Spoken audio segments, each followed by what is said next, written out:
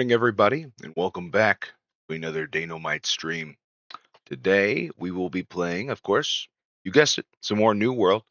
We're going to continue our grind. We're going to try to get some more Umbral shards. We're going to go to some different places today. Yesterday, we were in the mines, and we were in the Shattered Mountains. It's kind of a dark and gritty, spooky environment. And today, I want to kind of switch it up. We'll go to the plants area, I think. We'll look around in those, see all those angry earth, is what they're called. They're usually always angry, but they're fun. They're beautiful, fun to look at. So we are going to get in here, get into this game, have a play. Just got back from my walk with the dog. Nothing eventful today. Just a pretty chill walk. Pretty good, pretty chill, relaxing walk. About like 65, a little warmer today than yesterday. Here in the Midwest. Alright, so we need to get our map open, and we are going to Plants Place. Where are you, Plants Place? According to the Google, it did say there were ways for me to get Umbral Shards, which is exactly what I need to upgrade my stuff further. Also, I don't know if you noticed, but I improved my microphone quality. I increased it. There's more gain, so hopefully that's a little easier to hear me. There's definitely moments where I'm kind of mumbling down here. Can't really hear, so I'm hoping that gets alleviated, a little more fun. You know, you're just like frustrated at me. You're like, "What do you say? I can't hear you." So we're hoping to what's it called? Alleviate, fix that problem. All right, so we need to go. Let's see, Google. What did you tell me? What did you tell me? Carry me, Google. I've been scale and pure. Oh no. So we need Grove Malevolence. So we got to go to the Malevolence, and I believe it's like. Been a long time since I've been there. It's one of these icons. it's one of these mini icons. Alrighty, if I were a Malevolence, where would I be? If I were gonna be a place for the trees to live, where would I live? Not in these caves, right? Probably like a building looking thing, or probably a plant, a tree looking thing. Tor Malak, Tor Scoff, Tor Fierg, the triple Tors in the center. Ophius. Got here, this is the Ormium Sky, the Sylphid Gleam. Quill Blade, where are you? I know, I used to go to this place. I used to visit the Malevolence. It is Magmel's Fancy. Middle. This, Torta Riven, an elite place. It's got some tough stuff. This could be outdated information on Google. It could be irrelevant now. There might not actually be Malevolence, because I thought it was like one of these. I thought it was like this kind of place. Torto Riven. That's got like 5. Level 66. Well then. Maybe we go to, well, we might just actually go out there and, explore. Maybe see. Because, yeah, I do really like this area. Just a big old forest place. Very, very pretty. Yeah, there's a lot of challenges. Well, we'll go over here to this one. It's pretty scary looking. Pretty like it's going to have some good treasure. Because the harder, the more difficult the challenge, the more likely. Oh, I'm sorry, I've got y'all tabs, so you can't hear my stream, but I got to switch this back really quick. Where'd you go? Wow, perfect. All right, so stream's back. Now you can get the back while you will. I guess there's no loading screen in particular. Take another swig of the coffee, and we are going to go south here. Down to this place, Auto Riven. And we got our food buff for 54 minutes, so we're going to regenerate our health, which is great. Yeah. Got to summon our old gal Golda. My BFF, my best friend, my horse. She gets me everywhere. Much better. Much faster. She's like an organic car. You guys are living in the US, we use a lot of cars. And Gold is basically a car, but organic. Boom. I mean, slower though. Way slower, probably. Doesn't get up to like 90 miles an hour. Whatever. Boom. Have a grenade for you. I have to find other grenade songs to reference. because Bruno Mars, you know, that's all I got. That's all I got. Mr. Bruno, Mr. Mars. Yeah. Let's get this hidden. Let's get a something. We gotta get some potions. We're in deep trouble. We do not have a lot. We only have one more after that one. We're gonna have to go shopping. I have to get a purchase made. Oh, this is rough. This is awful. I'm gonna, you know, I don't think I can beat this. For the once in my life, I'm gonna retreat. I'm gonna actually retreat. I'm going to, you know, be rational about this. Try to go home, buy some potions, come back after I have all my health stuff, and then we will attempt that again. Where is okay? Fast travel northeast. Boom. All right, it's close. You can see that big old fancy laser coming from the sky. You see that? That's a fast travel. That's how you travel really fast. That's how you zoom, like at the speed of sound or light or something. Probably not the speed of light, but maybe the speed of sound. A little slower. But it's, you know, it's loading screen. That's the main thing. Okay, so we got to go back to a house. This one probably has a trading post. Yeah, we got to go there. We got to go. Oh, we have a house here? I bought a house? I was not aware. I'm a very lucky millennial. Being able to purchase a house. In the Eden Grove. Impressive. Alright, we are looking at the icon here. It is the trading post, I believe. Yeah, here it is north of me, outside, along the road. There, yep, I see ya. Oh, I see ya. Got a little bird with a coin in your mouth. That's how I know the icon. See that raven with the mouth? You know you're about to enter a mass market. Basically Amazon. It is Amazon.com. This is where all the money is made and sold. Alright, so we need potion. Give me that potion. Give me that potion. We need a health one. Boom. Look at that. 4 cents.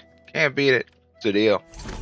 Cheap as the dickens. Honestly, I might get more so I don't run out, you know, just to have them on hand. But I don't want to weigh myself down either.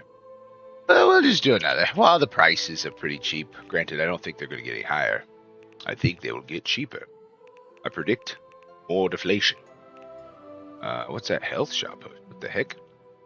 Smaller, more frequently usable version of health potion. Stores max 2.3% of your max health plus 1,000. Puts all other... Okay, interesting. I guess that's maybe like on a different cooldown. Because that was a lot of the time when you were trying to like play your cooldowns, as you've seen me do.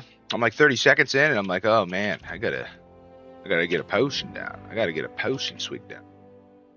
Just health. That's what it's called. We're gonna get just 100 more. Just to be safe. So we have those on hand.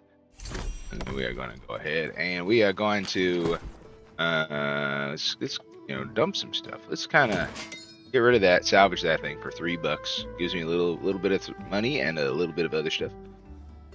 We are this one's another one here. Boom, $3. Gonna get rich. Just salvage it. Slow way.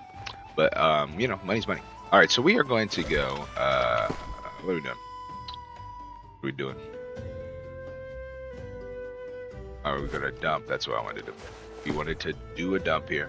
Drop off all of our, you know, heaviest stuff. Look at that. 70 pounds of leather, 80 pounds of ore, 45 of just a bunch of miscellaneous, you know, craftable stuff. This is for like, you know, crafting your wood and this is for your cloth. That's for your cloth again. It's like this is like, I don't know, when you're putting the plants together. I think no. So hold on. I'm trying to remember. This one's for putting the plants together.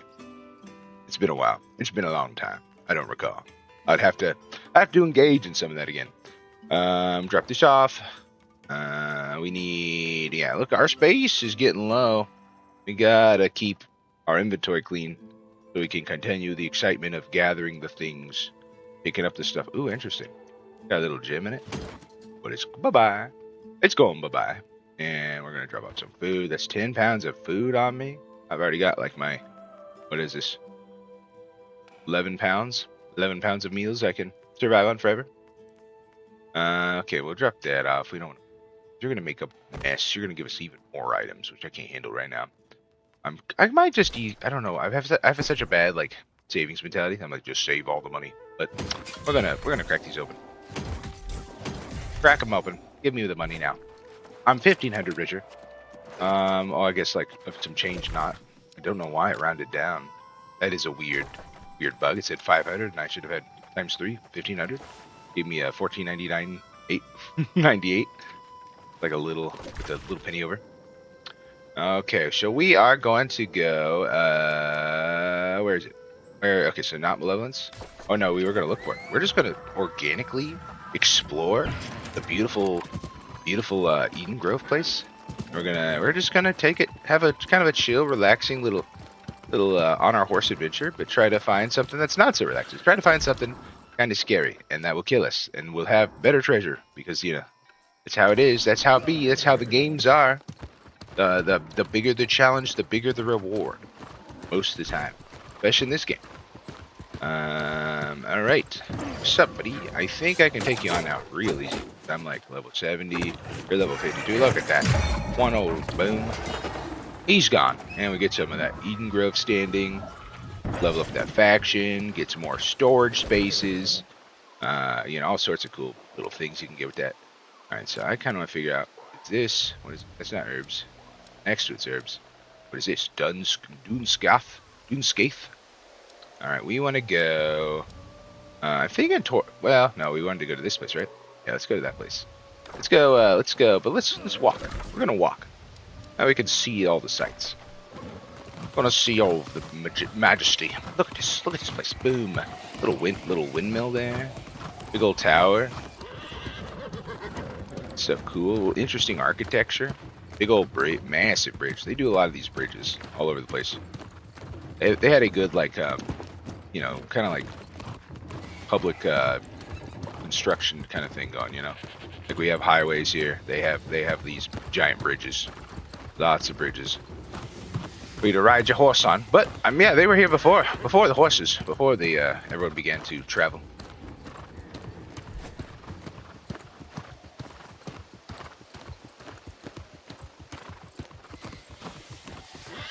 Got a turkey here. We're gonna shoot him. He's got an icon over his head, which means we gotta get that quest, get that stuff done.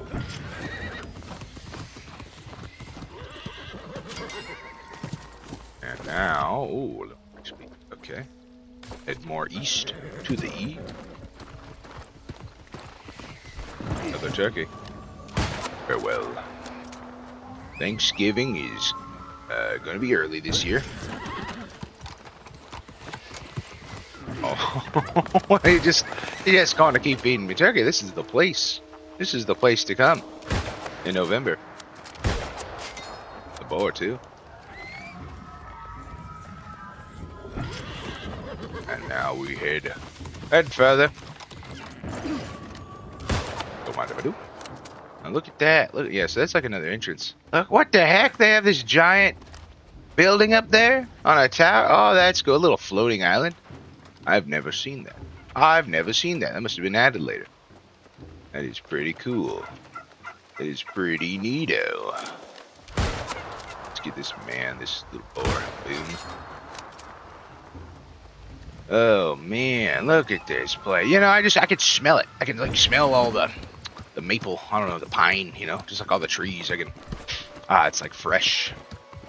Just looking at it, I'm like, this is, I can feel the wind. I can feel like the breeze. I don't know if it'd be toasty. Might be a little warm. It'd be warmer than I'd prefer. I want to be out here like on a 50 to 60 degree day, but looks like here it might be about 75.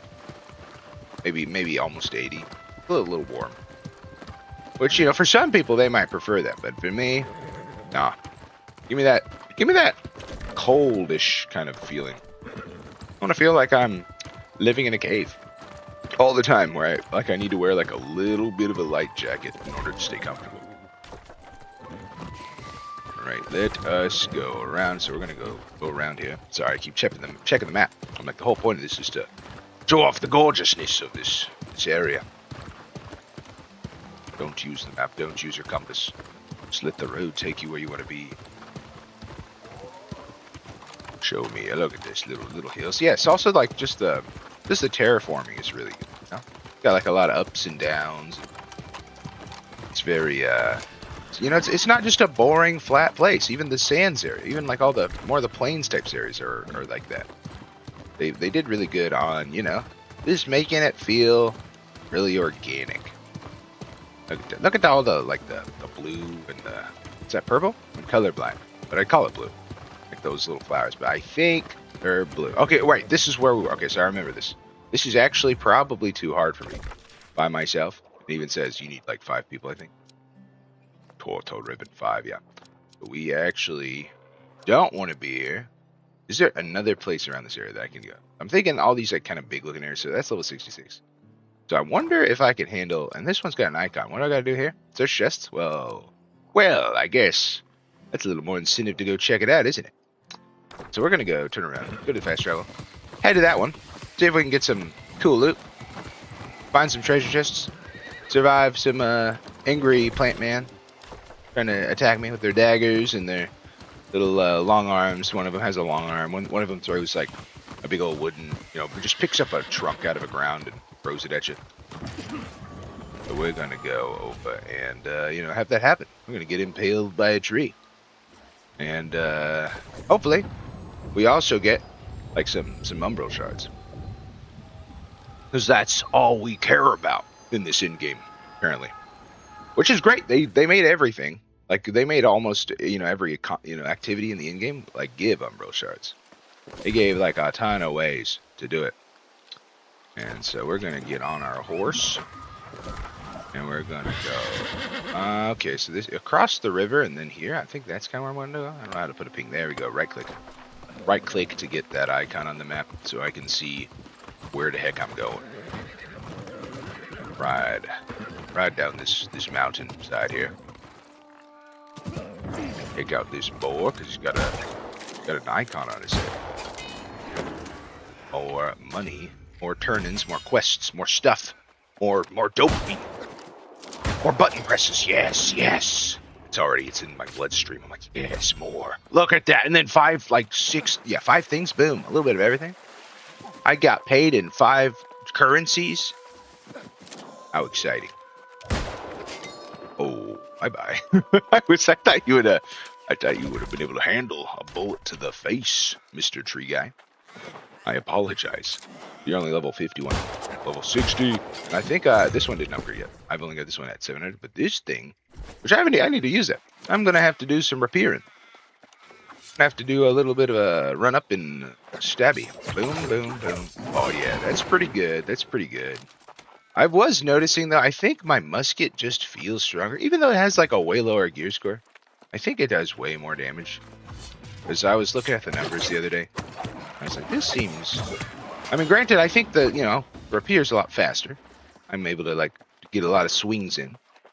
But, I don't know. I just remember the rapier used to be, like, the go-to weapon. That was, like, I mean, for, like, just big numbers. You want to have big damage numbers, which is what I like. You rapier. But, you know, as far as like stunning, utility, or whatever, you need stuns, you do Warhammer. You need, you know, it had like a bunch of like debuff kind of stuff, reduce armor, and like, it was pretty sweet too. It actually did really good damage. It had pretty good damage for being a big old slow hammer. Alright, so this is here. Okay, so we need to get chests. We gotta find some shiny flame. Here's some chests up here. Perfect. They icon me over. This is another little like tiny little UI detail that I'm like kind of obsessed with. That they like just make it so easy. Okay, how do I get over that wall? It's like on my right here. Is this a doorway? Did I pass that? No? Interesting. I wonder if I have to go outside. I have to like climb around the trees. I'm gonna have to sneak around. I bet this is like it, maybe. Yep, there's a whole side over here. But it looks it's higher though. Boom. Alright, let's get a grenade in. These guys, there's a lot of these things. There's a bunch of, oh yikes, we're gonna get too many things. Time to handle this. Time to lock in. Take care of all the plants. Boom, have a grenade. Have a slap. Yes, yes, yes, easy. That. You, all 6 of you are no match, or 5 or whatever, for the Azric. For the likes of me. Now we're gonna... These guys are scary because they're little like rogue assassins. As I say, as I just melt him, as I turn him into butter. All right, let's hit him with the... Ah, yeah. Ooh, what's that sweet, sweet light there? Cloth pants. Legendary. All right, let's see. What is that? I'm gonna scroll down to armor. See what that do. She do though. Let's see. 700. Okay, so the base. What I've been working. Net shot, exhaust, target stamina regeneration by 20%, 4 seconds.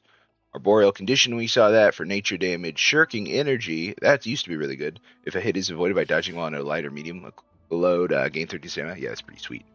That's pretty sweet, actually. That that ability gives you that little bit of stamina, so you can get a little bit more of a little more dodging and a little more roll. It kind of is relevant because the stamina is kind of slow. I wonder if they nerfed it. It feels like that, because I don't know. Maybe I just haven't played in a while. I used to feel like it was so like infinite, but it's good. I think that was a big issue. I think a big problem in the game was that it was too often. Like the whole game was just like, yeah, shift, and then they buffed blocking, and they made it actually a lot better. Made it like kind of a defensive option that you could use, which I liked a lot more. Being able to be like, I'm a block, I'm a dodge, and so that was a huge improvement. Because it gave you a little more with the rock paper scissors. Gave you a rock paper scissors lizard Spock or whatever. Gave you like quite a bit of options for combat, and then it made like defensive stuff a little better because you got like damage increases and all sorts of little things going on that they could mess around with, little levers they could pull to make it a more rewarding system. Here we go. You're guarding my treasure I seek. This is probably not going to be like the good stuff, Ancient Ends. This is going to be like some flux and. I got my fleam. That's for my quest. Need to get that done. I'm gonna sneak up on you. Hit you with the old stab and back it up. And we're gonna coffer. And this stuff is level 60. Oh, something. The music got scary. I didn't hear you, but whenever the music starts, you're like, oh no, something bad's about to happen. That's how I knew. You were, rogues in this game, if they were NPCs, like NPC rogues would never have a chance, because, it'd be like you'd hear this really horrifying, ominous music behind, and then everyone would know right away, like, oh, rogue, are you sneaking up on me? And they're like, dang it, how did you know? And you're like, well, I don't know, maybe horrifying, kind of like brooding bass and music in the background that was just kind of building up ominously. That was kind of a big sign for me. They're like, yeah. So, if you're an NPC in this game, you gotta stick to, tanky rolls or something that, pretty obvious. You gotta be like a big dude ready to just like thump your chest. What is this big? Oh, you're not like used to be back in the day, I think. Back in my time, this guy used to be a gold guy. But you could double check that. Probably, I might be wrong. But I remember him being, I remember this guy here. I remember him being a big bear, but he's also like level 60. Maybe this is the same level. Level 60 was the cap, and I think 66 is what they did for, making things a little stronger than you. And all MMOs did that. They're like, then whenever they moved up the level cap, it was like a little not quite as just like dramatic of a power, but you would feel better. You'd feel stronger, but you would also still like have a little bit of a challenge killing like a 66 at 70. Like I mean. Not much, obviously, as you saw. I'm smoking him, but it feels like there's a little more grind, a little more resistance, right? It's kind of important whenever you make like a kind of game like this with this power progression to have like a little bit of everything. Where you have the easy stuff to take out, the hard stuff to take out. You want to go back to that first area when you got destroyed by a level 2 bunny. You want to be able to like take them out. You want to feel the strength and the power, the increase. Okay, we need to go downstairs, get these treasure chests over here, boosh, bada bing, drop down. Okay, you are right underneath. I see you, I hear you. Oh, you're like, oh man, you're like not quite on the ground floor, but you're like a little higher, so we're gonna have to, but over here, what do we got this way? A little distraction. How many do I need? Doesn't say on the right though. I have to like pin my quest, I think. Just got so many quests. Got so many jobs. So many things to do. As someone who, you know, really loves objective gaming, I'm down for that. I'm down for that. Throw me into like Minecraft, I get scared. I'm like, oh my god, there's too many options. I could literally do anything. It's like a blank page. In this game, it's like, we'll feed you everything you want, everything you need to do. We'll pay you that, you know, $2 for this if you do this thing for me. Pay you $3 for this thing. I'm like, yes, simple outline of instructions and goals, and much easier. You already did all the list for me. Got my whole work tasks in front of me. I prefer this. I prefer this organization. I still feel productive this way. Okay, we need to go. So is there like one more shiny fleeing thing? I think it's back here behind this guy. So it's an icon. So easy. Take him out. Get him. Okay, he's just glowing because I can cut him open. Alkazarian degeneration. He's a degenerating Alkazarian. I've only met a couple of those in my life. Okay, we need, yeah, so it's right below me.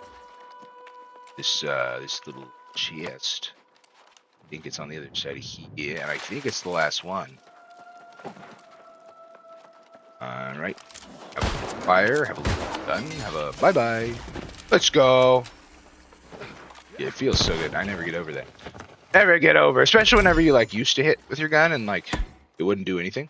It would like tickle him, maybe upset him. I mean, it would always upset him. No one likes getting shot with a gun, even if it barely hurts. Yeah, so they run at you. Now they don't even get a chance. They don't even get a chance unless I miss them. You get plenty of time.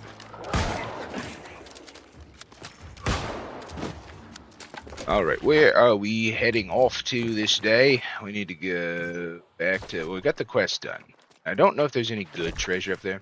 So on level 66, I think I gotta find level 70 areas. I think that's the play. We're gonna just recall here, turn in this quest.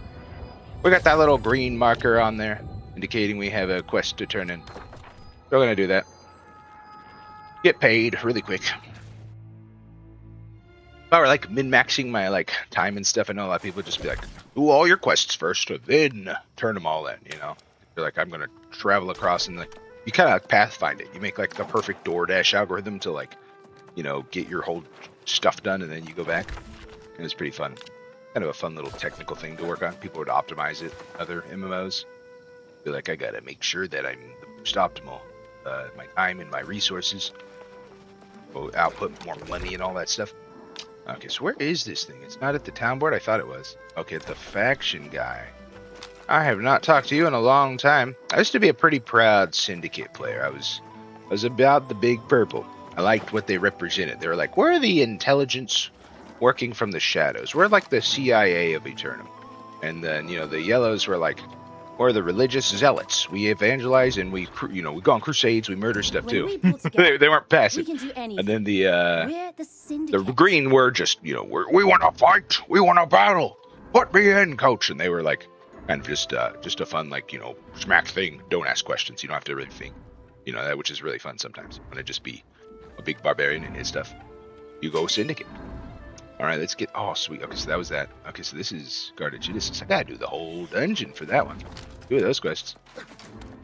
I was doing faction tokens. I remember. I'm clearly almost maximized, very wealthy with those tokens. So I'm thinking the Sands may be calling because there's a lot of. Okay, that's 65. That's 65. These are like all trials. I need to find. Okay, so there on Google. Help me out again. There was a place you guys were telling me about. In the Sands, where I can find legendary, some good stuff. Oh, wait, no, this is the wrong Google tab. Okay, where to find Umbral Shards? World chest run. Where I gotta go. Look for these chests containing all my good stuff. Alright, so Brimstone Sand, Shattered Mountain, Freak Water, Listing Wilds, Cutlass Keys. Oh, Cutlass Keys? That used to be like a lower level. Now it's been buffed, made tougher now, more challenging. So it's kind of exciting. Little pirates down there. What is this? 68? Maybe a little higher? I wonder if 68, because that's different from 66, right? that's slightly different. So let's go see if that's got more rewarding stuff. 66 is definitely Definitely for like the early 60 people. 68? Maybe that's for the level 70s. Maybe that's got some umbral shots. PvP rewards track. I remember you. A lot of people are trying to farm the big old artifact sword. That was a big deal. Yeah, did like just spam a bunch of PvP games get open chests. People would be like, I opened 300 of these chests. I never got it. Like, that's insane. That's bonkers. This guy is de la muerte. Or he is very swole. He's not going down nearly as easy as the other stuff. So I think I'm in the right place. For just a little boar, just a little Espanol boar to be so tanky, I think we're gonna find some treasure. This is cool. This is like a spooky little ghost tree island. Need yeah, and then explode. Oh, that feels good. Being able to use like all your abilities and just take them down, especially when they're actually challenging. Oh, Puma! What are you doing out of the line, gate? Boom, got him. Nice skin a ghost. No, okay, makes sense. Real. He's ethereal. No skin. No meat. Just spooky. Just haunt you in your sleep. Just your sleep paralysis, Steven. Oh, what? Oh, I hit you with a gun? A bullet pierced through you? It makes sense. He's a ghost. Oh, you're gonna retreat. You're gonna be salty. I get it. We've all been through those PvP matches. We've all been on that way. Headshot, boom. Little fire. Ow. Let's get this. Oh no! I was hoping. I was like, one more little quick attack. And then he's going to survive the bleed. Oh my gosh, he survives it barely. Now we're going to go back here. We're going to go try again. Replay, play again. No punishment. You just keep going. No repair. Ooh, what are you? What is that? Where's that bullet come from? Is that a ghost over here shooting at me? I saw like a big trail in the sky.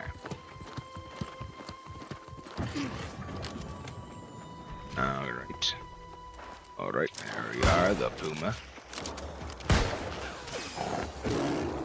Back it out. Okay, cool. Just do a chill thing. Yachty.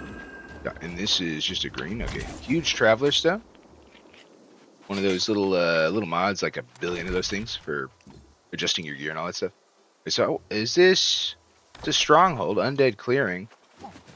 Got any loot over here? They're maybe inside one of these houses? One of these buildings? Oh, that's going to be problematic because he is coming too. Hold on, let's go fight one of you. Oh, I missed him. Oh, yes! Oh my gosh. Potion! No! I didn't potion in time. Dang it. That bleed's not enough. To reach him. We're just going to have to come back and take it. Try again. Alright. Let's see, where is... Okay, this way to the... for victory. Alright, where are you at? Time for vengeance to be mine. Oh, wait. Now that's what I came for. There she is. The goods. Is that umbral? Yeah, 45. That's like 9 levels. 5 times 5 divided, 45 divided by 5. It's 5 umbral shards per level. Which is pretty sweet. You need like a bunch of those. Way more. Because it's 100 points in all my old gear. But, there's new stuff that drops at 750. So you can save a lot of umbrals. If you find a good piece of gear. Not today. Olivet Balta. You're like an actual named pirate. You're like a leader. Ooh, sweet. 2 legendaries. Leather hat and a rapier. This is Sacred, Frosted Tomb, Desperate Empowerment. This one. Leather Hat, Frost Conditioning, Flame Conditioning, Mortal Aggression. I got a guy on my horse trying to get my Lady Avasin. Nice name. You're a Hellwalker. A Cage Kaisha Settler. Pretty cool. Just checking it out, you know, because players are so rare. There's so few players in this game now. Back in the day, the streets were running rampant with players, you know, doing goofs. Like, they would be stripping clothes and just crawling on the floor like this, just doing crazy, ridiculous things. And, but now, no more. No longer. It is just a desolate wasteland. You occasionally, that's why when you see one person, you're like, oh my gosh, a human player? In this game? In this economy? But it makes it more rewarding. Because in the past, it was kind of annoying. You'd see other players, like, oh my gosh, you're gonna like ruin my cooldown. You're gonna ruin all my time with this chest or this mob kill. You're gonna steal my loot. You know, the game handled loot well, though, so you know it wouldn't actually happen like that. But you would just like, I don't know. There's just a lot of little conditions for like the super optimized nerds to be like, this is frustrating. And I speak as a super optimized nerd that was trying to be a little better with, you know, because I was recognizing that this was an MMO, as a community, and we gotta have camaraderie somewhere. We gotta have people working together, or else, you know, we're just gonna constantly lose people. And we did. We lost people all the time. We just couldn't hold on to anybody. But we are gonna go. Okay, so I think that's all I had, right? One little treasure chest. We want to go. Let's go to Playa de Muerta. Make sure that was a level 68. Yeah, sweet. This whole island, whole little spooky ghost island, is a great place to get some umbral shard. What is to the right? Is that a whole different spot? This says chest. Just like a regular camp, but without an icon, I don't think there's anything very exciting for me. Because usually they keep all the elite chests in those like fancy icons. They're always like kind of like level centered. So I think I figured it. I think 68 is like that's where I want to be for my umbral shards. Got to go to like level 68 chests on the map. That will be where you level up. So for anyone else like me who wants to try to max out before the game goes down, that's how you do it. That's how you do it. So we're gonna go not that. Oh, okay, we're going the wrong way. We gotta keep going east. Getting lost again. Summon my horse, Golda. Feed her sugar cube and carrot, and all the way we go. Zoom past the puma, and we are going to cross the bridge. I think that's right. It might be the only way to get over there. Yeah, because there is a body of water. But I'm gonna take the low ground. There's a bunch of pirates up there. I don't want to, you know, disturb them. They're doing their job. They're trying to loot and locate other ships or whatever. But they're ghosts too. They're like haunted. Maybe they're like stuck there forever roaming the same area. Here we are, de Playa de la Muerte. Playa de la Muerte. That's something of the dead. La Muerte, the dead. Playa de, it's something of. Playa is, I don't know. I'm gonna have to look that up. I'm so curious. Unless chat knows. Chat, please help me out. Help me out. What's Playa? Oh, sick. There's a whole group of people here. Perfect. Perfect. Would you look at that? I have found myself participating inadvertently in a chess run. Yeah, so usually they'll put like X in chat. This is how you play with your friends. I'm a bit of a loner. I kind of like doing these chess runs by myself because I like to feel like making a difference, you know, with my weapons and stuff. Or with like a lot of people, it's kind of like, oh yeah, that level 80 guy or 70, you know, he's gonna go down super easy. It's not even gonna be a problem. It's not nearly as fun. But you know, while they're stampeding through, we'll follow behind and we'll get some sweet loot. Look at that, more shards. We are going to gear up so quickly. Just gonna see, and they're also telling me where all this stuff is because I have no idea. I don't have a clue. Yeah, watch that. Watch that. You remember how long that boar took me to kill? They just bonked him. They all just turned on. We're like, boar, get out of here. That's what happens when you get, you know, a group of 20 angry players just wanting their treasure. You try to nudge him. So funny. Poor boy. He was just like, I'm just curious. I just want to see what you guys are doing. Kate's Bush. Nice. I love the artist. See what you're going for. What is the Arrow? I feel like I remember that name. I feel like that was in an old server. He's one of like the day one players probably. He's been playing since the magic was written.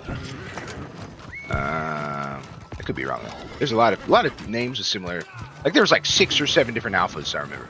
I played with an alpha, and then there was like, I don't know, just a ton of people that really want to be alpha, sigma, beta. You know, they want to be the champion.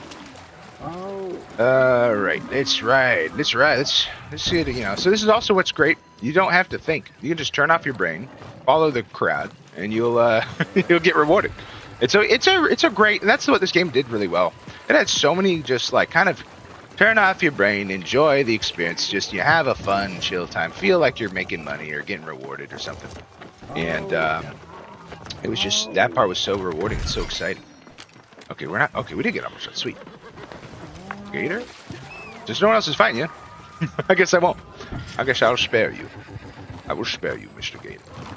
And follow the treasure. This place is loaded. This is the place to come. This is the place to be.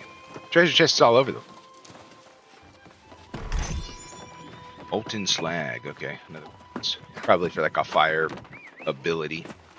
Put that on, like, you know, enchant it with some bird feathers or whatever. It'll give you a charm that you put on your sword. The charm that lets you do more fire, you know, 1% fire damage. Ah yes, if I concoct this charm with molten slag, 2 bird feathers, and a boar's tusk, I can have 1% more damage on all fire damage ideally. Oh dude, he's doing the same thing! Oh no, that's me. Yesterday, I saw a guy, that's what I got excited. I saw a guy that was rocking the exact same outfit. And I was like, heck yeah, this is awesome. We're brothers. I typed in chat, I was like, sup bro, sup dude, and nothing. Totally ignoring. But he also was killing it. We were in a catacombs together, and he, you know, we got like 3 boss kills. Got some umbral shards. First time I ever cleared a catacomb, so that was cool. So yeah, he can be shouted for the hard carry. Master 23, Elven Rain 13. Look at this. Look at this. Ninja Turtle? Cool, clever. He's an apex predator. Tomas King.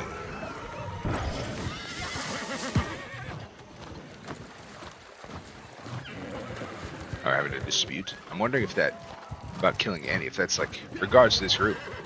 Because this is probably like the whole server. This is probably everybody playing the game right now.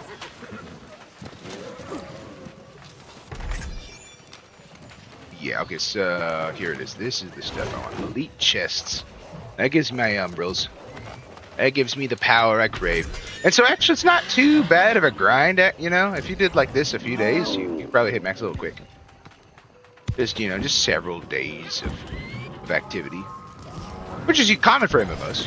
Very common. And that's why we like to live in them. You know, you always got something to do. Yes. Fill my pockets. Fill my pockets with shards. And legendary, dude, I'm gonna have so much loot to look for.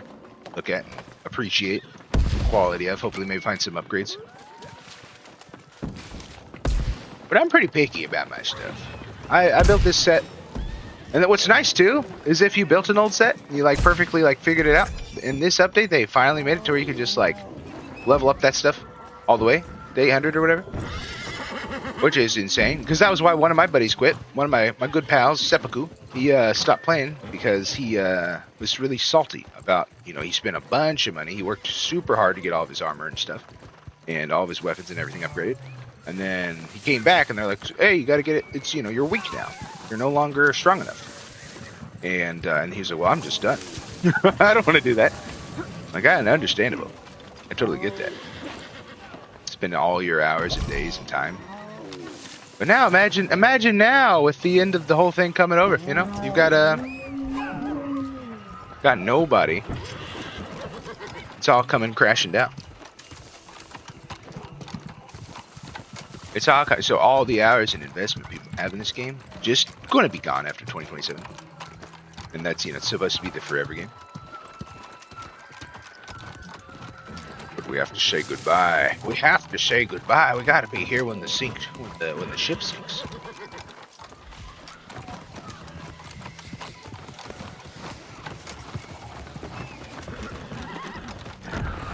All right. I wonder if we've done it all because we've had a lot of treasure chests. I think they're leaving. Oh, another here. Sweet.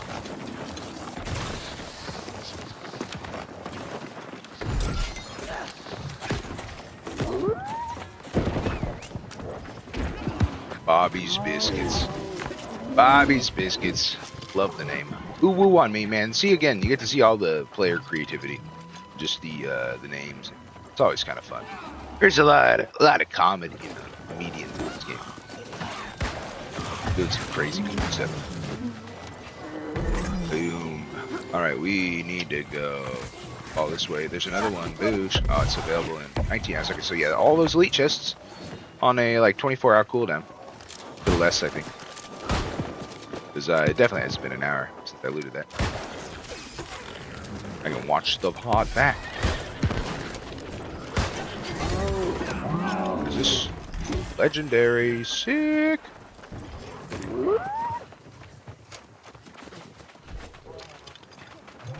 Poker smile. Poker smile. Poker smile.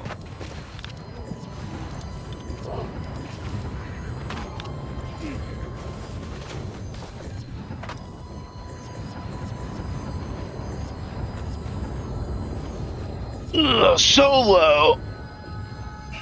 But like he's low to the ground. He's not just Han Solo. He's just physically low. Like my dog. Like my basset out. They got them short legs. Okay, let's get out of here. Yeah, so I came here just inherently. My brain was turned off, and I was like, I gotta go this way for my quest to turn in. I turned this in at Turkey Hunters. I did it. I slayed my turkeys. Whoever put this quest up was like, we need to get rid of these. It's an AR problem. Alright, complete them all because I have something else that is no longer important. Boom. Money. Oh, yeah, look at that. Look at that standing. Oh, we're standing. Now, we're going to play a song because I got a hankering to jam out and get our little buff going. Expert. Only the toughest. Only the most challenging. There is a song I'm looking for. I really liked it. It was one of these guys that was brought in, hired on the side. We put a song together, and he did fantastic. Is it this one? This one's a duo. It's a solo song. Hit Shadows, maybe? Some of these are pretty hard to get. I remember I farmed some of these for forever. Oh, this one might be one of my favorites. Soul War Journey.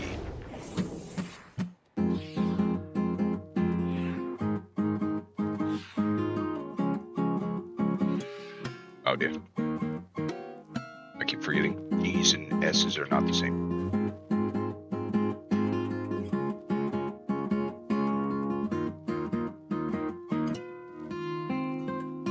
Yeah.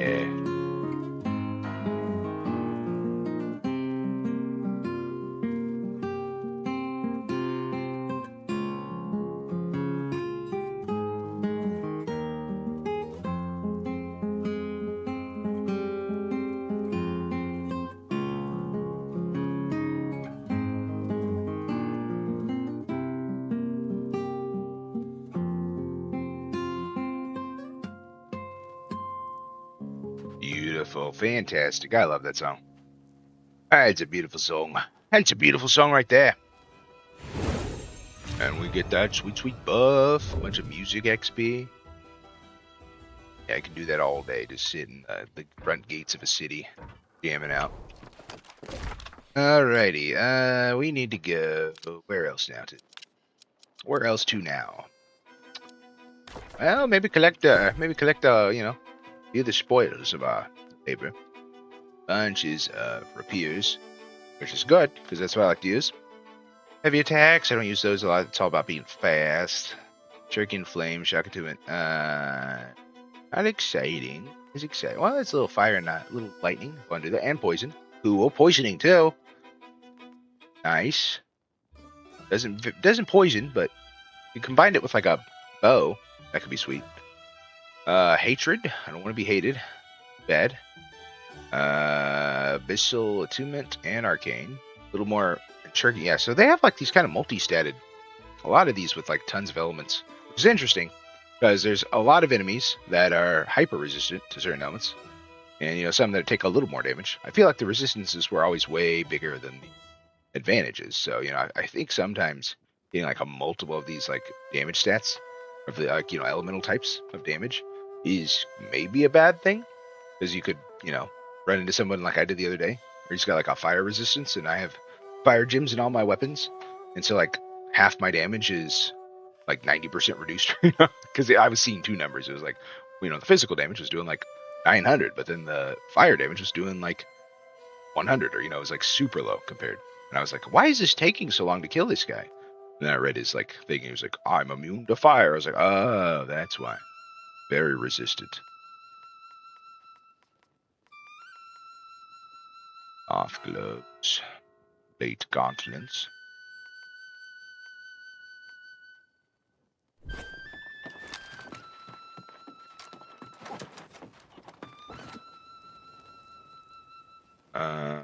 Fibers. Timbers. What I yell when I cut down a tree.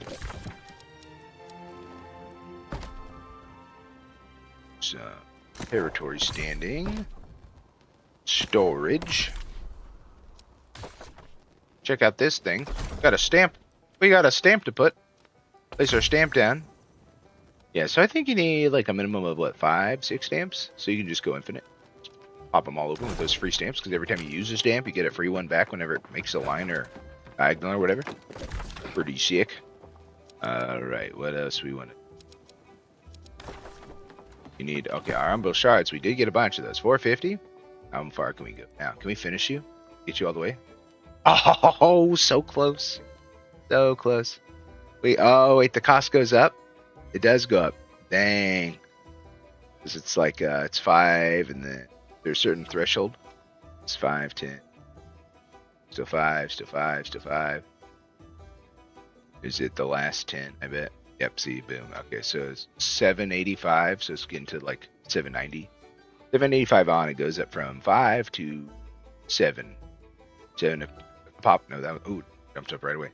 So it's 7, it's 10, and it's 12, and then it is 15. 12, 15. We're getting some there's a math pattern here. 15, 20, 20. That's weird, my math. Math is mathing. -1 is 20 plus 4, so yeah, it's 15, 20, 24. Okay, what is this? 20, yep, 25? 28. 24, 28. So yeah, it goes up. It just gets higher and higher and higher. So where was I? This is perfectly 40. Oh, interesting. So it gets way expensive on the last few levels. So yeah, once you get to 795, super expensive. And that's why I had this massive inflation. Massive cost. So just these last 2 levels is going to be super expensive, probably. Let me see. So just to get me my final 2 levels, which I wish I saw how much damage I was getting. You need at least 46 more. Okay, so 46 minimum, 98 to 99.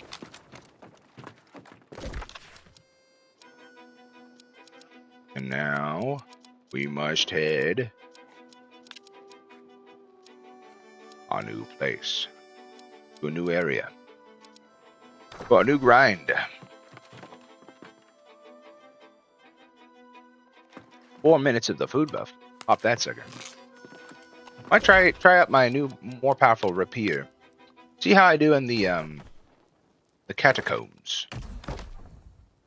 Catacombs. Charge us back in there. See, look at that, 717 now. We are much closer. Also, shout out 717. That's my my old OG comic series I started with my buddies in middle school.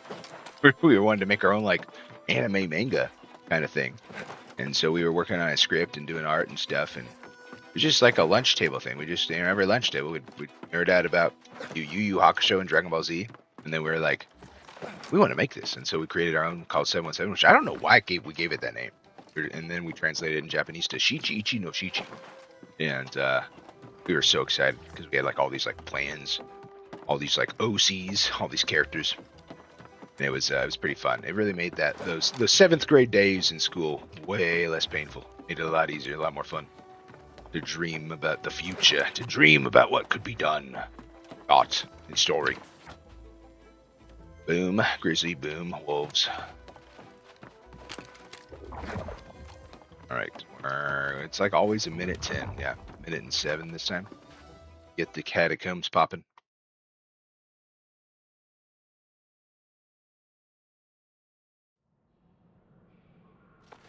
Here we go. My supplies, my erosion tonics. Yeah. Make sure I don't have any music I can learn. It's important. We're gonna hold on to them for now. I gotta figure out what I can do with the old ones, because they did add something. You don't have to throw them on the ground anymore. That was always like the OG thing you had to do.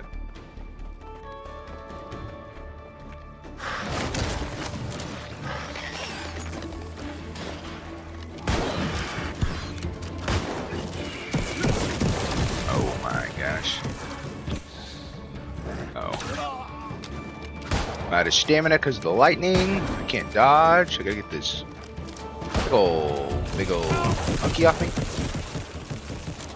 Literal gorilla.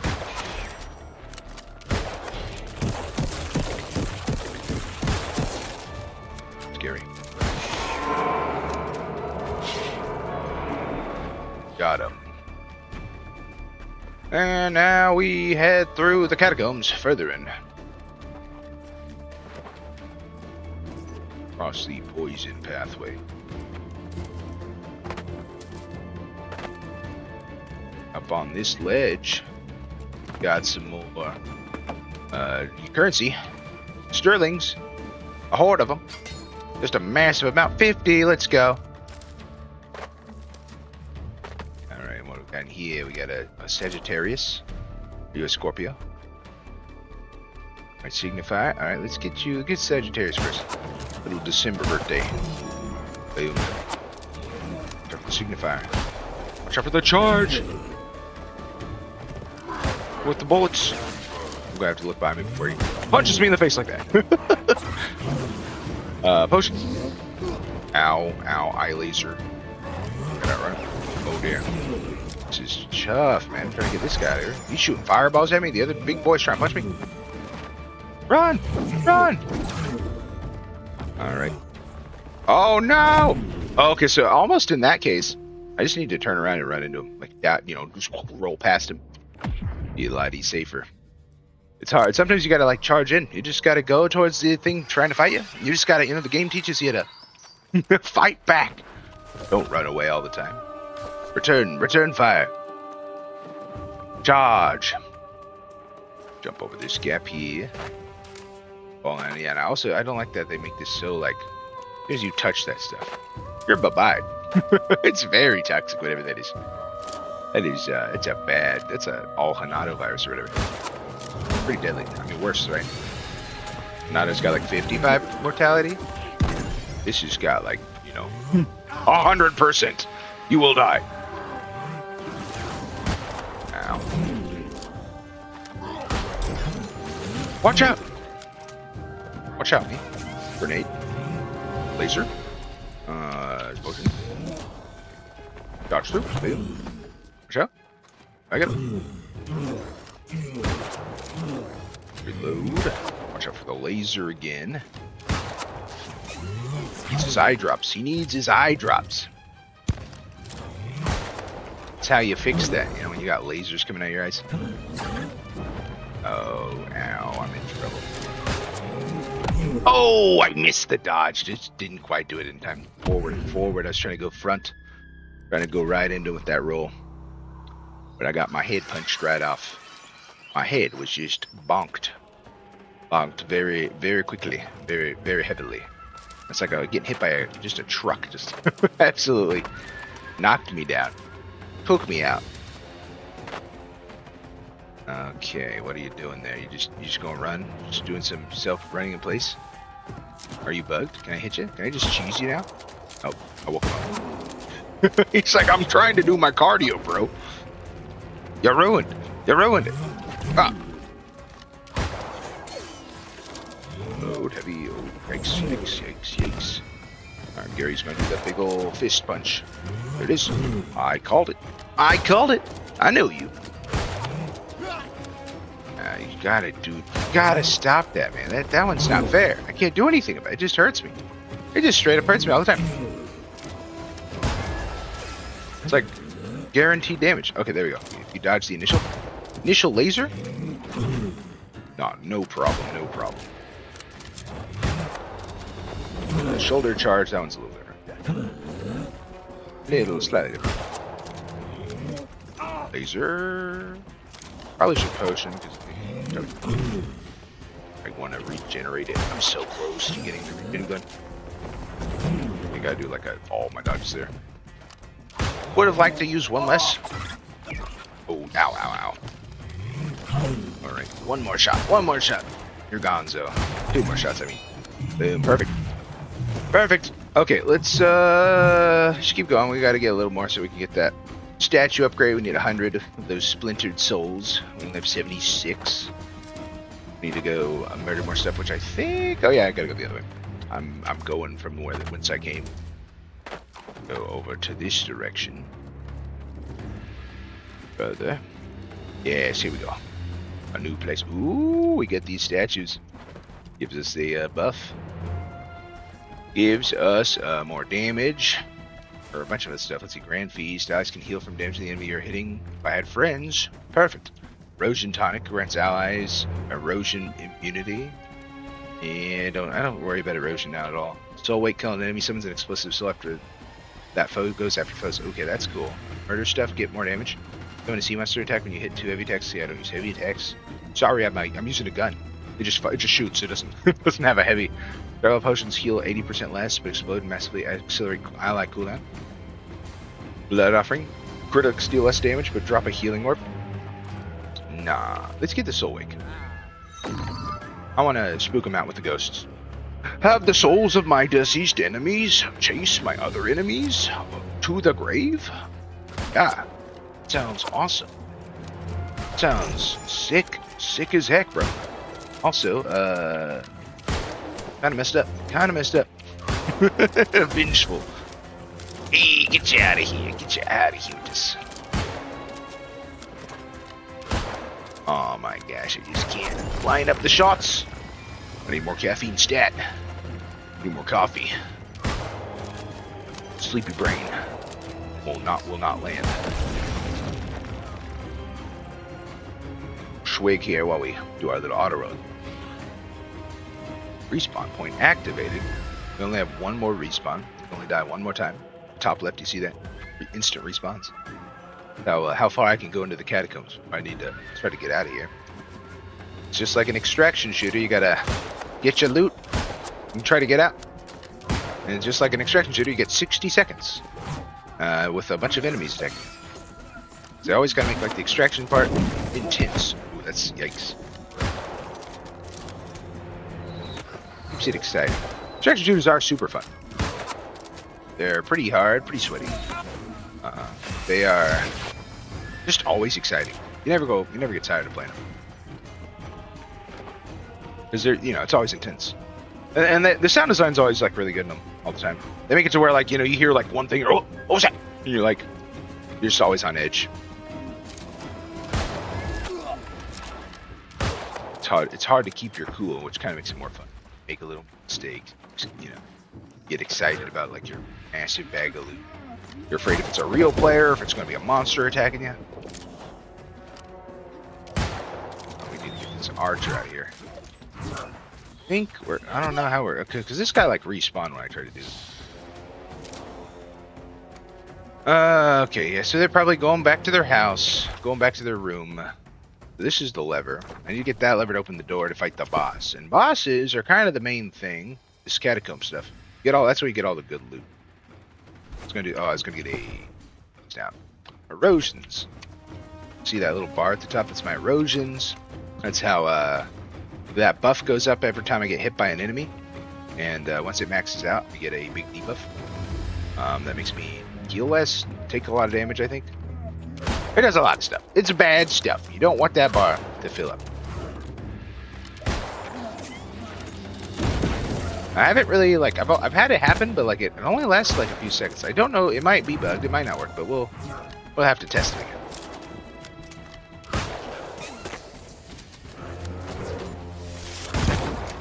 Alright, let's get him with the slap.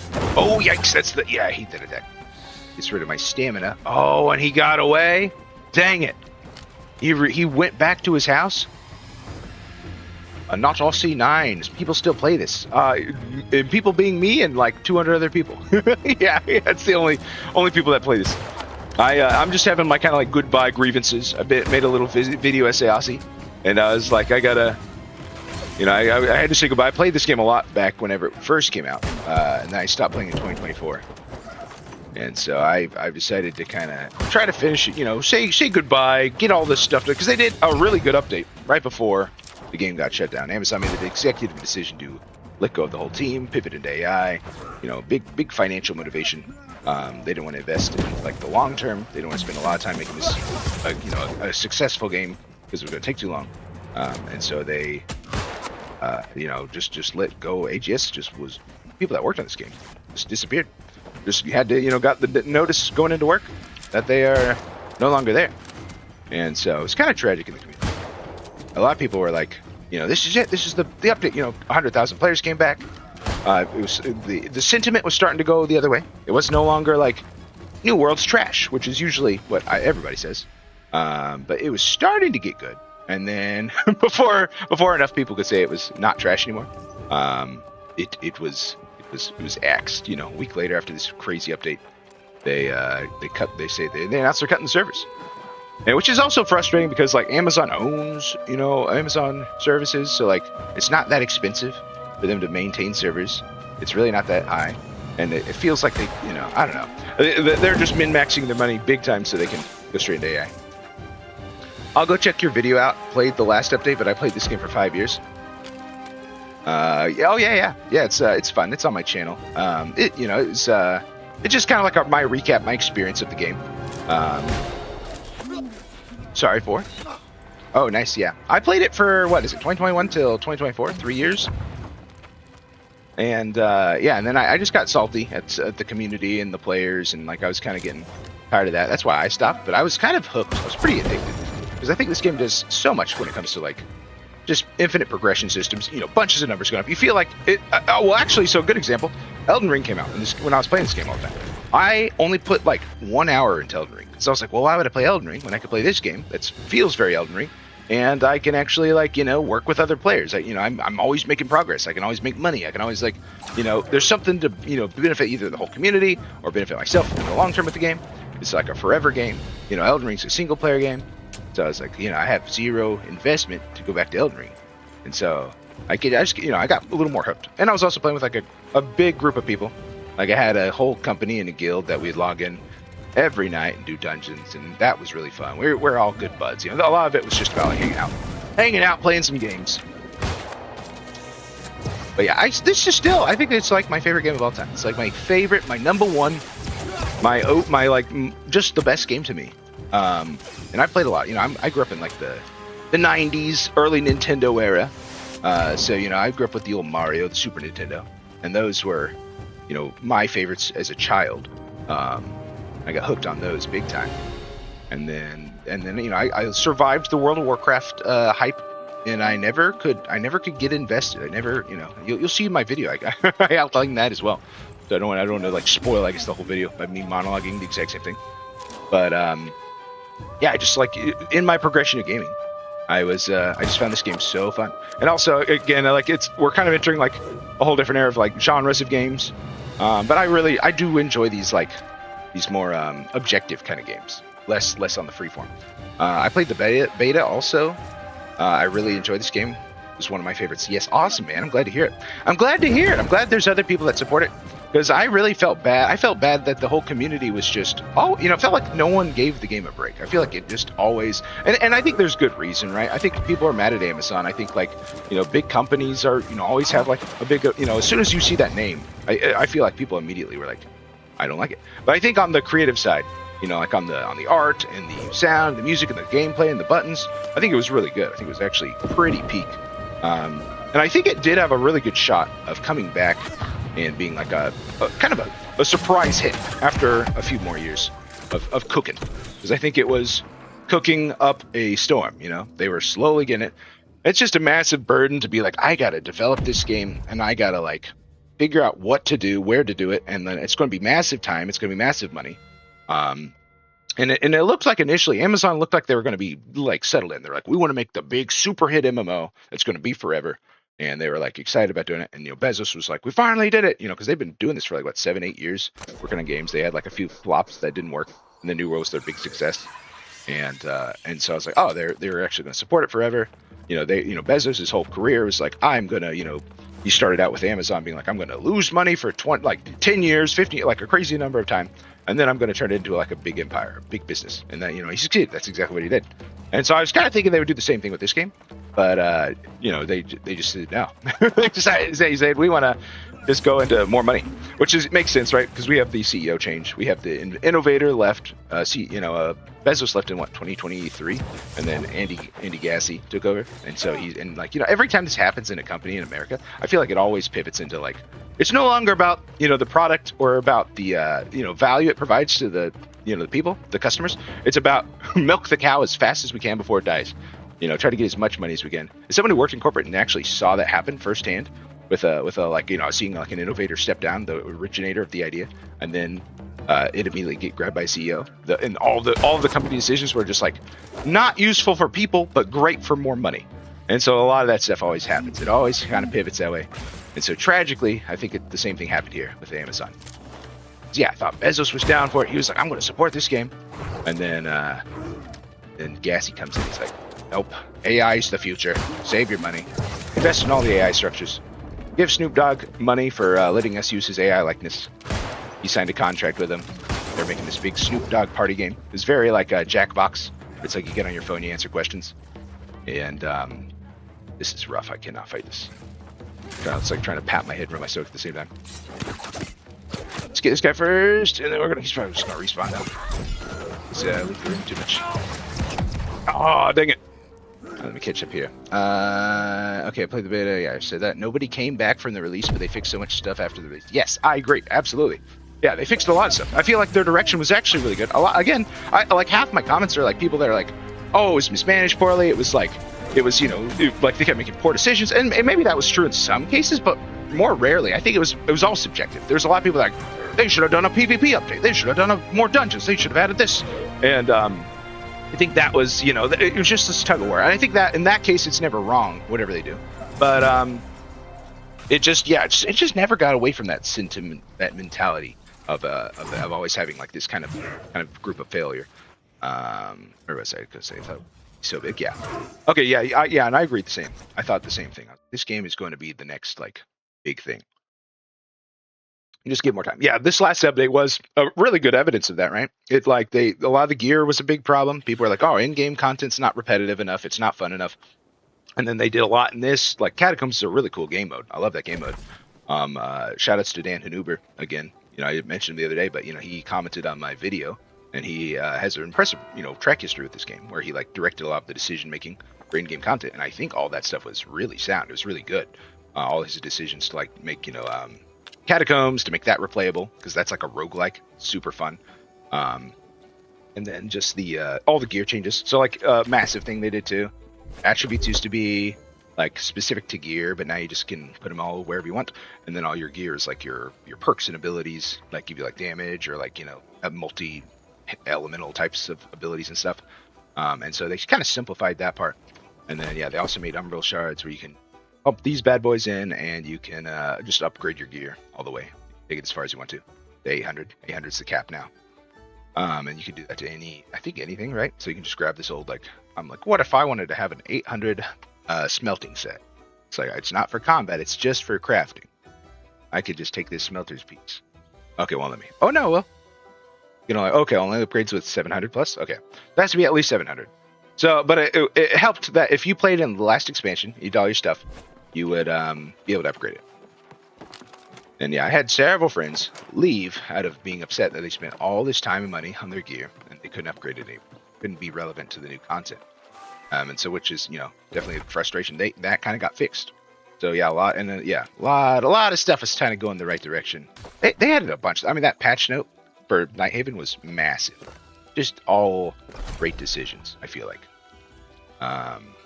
that really were, you know, and the player base showed. This player base showed. I need to have like a kind of charts or something. I wish I put that in my video where I was like, here is the number and the ups and the downs, because I was always pretty attached to that and watching that, because I was running a company trying to keep people playing, trying to keep people like, you know, showing up every night, and we always struggled to like have like a full like 5 group, and I think that became really common in the last year, 2024, is when I stopped, and so in 2024 that was when we were struggling to like maintain a full crew, and people are getting like kind of disappointed. They wanted to like log in at night and like show up and do all this content, and we're unable to continue that going forward. And then it was just a bunch of people trying to like fight over who who they get to have for that night, and who, you know, when they get to have them for the dungeon. And yeah, and it became very you know, very personal. Like everybody was like, I mean, it made you feel significant, right? They're like, oh, I'm the healer everybody wants, you know, which is exciting. But you know, when there's just not enough, it's you know, people, like I said, there's poaching and stuff happening at that level too. Okay, I gotta catch up here. Some bugs in the beginning. Yes, yeah, they could not fix the bugs in the beginning. Exactly. That was a yeah. I mean, that was probably the first like really, you know. And I agree with a lot of people. They're like, that's when, you know, we had that 900,000 plummet down to like 200,000. We had like 200,000 until like the beginning of the next year. I think like after first quarter next year, we dropped down from 200 to like 100,000.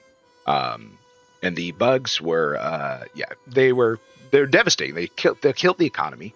They just you know, ruined a lot of the gameplay elements. And they couldn't recover from that quick enough. And people were like, now fix it right away. And, you know, and someone who works in like, you know, in software and technical stuff like that, you know, it takes a lot of time. And the thing is, you can't just invest more money. You can't invest more people into it. You have to, you know, be clever about how you go about like untangling some stuff and mess, you know, without creating more bugs. And so it's tough, because when you're working under like this kind of like timeline of pressure, it's going to inevitably create more bugs, which is what happened. They did have more bugs coming out. Every single update, they'd kind of have like more and more bugs. And so, yeah, it's really tough to kind of like balance that and make sure that you get everything smooth and everything working the right way. And yeah, but those initial bugs for sure. It took like months when the hatchet was broken. Yes, yeah, it did. It did. I remember that. Yeah, the hatchet was kind of crazy. There was like a bug where you could just stack the damage infinitely. I remember getting one shot in Eden Grove in PvP. I got really salty at this guy, Shield Up. Shout outs to Shield Up. He was a really prominent player for the first year or two, and he was in wars all the time. People got so mad at him, like, ah, Shield Up. And he would show up behind people with his hatchet, and he would just one shot, just like click you with one hit. And he would always have that exploit where he would stack this passive that was like, you know, for every enemy surrounding me, I get like, you know, 10% more damage or whatever, 5% more damage. And then he would just like go stack it around to these enemies. There's a way you could like kind of like retain that. I think you like had to like pull a bunch of mobs or whatever, and then you had to like run them around, and then that buff would stay for indefinitely, and it would stack. You would just continue to get more and more.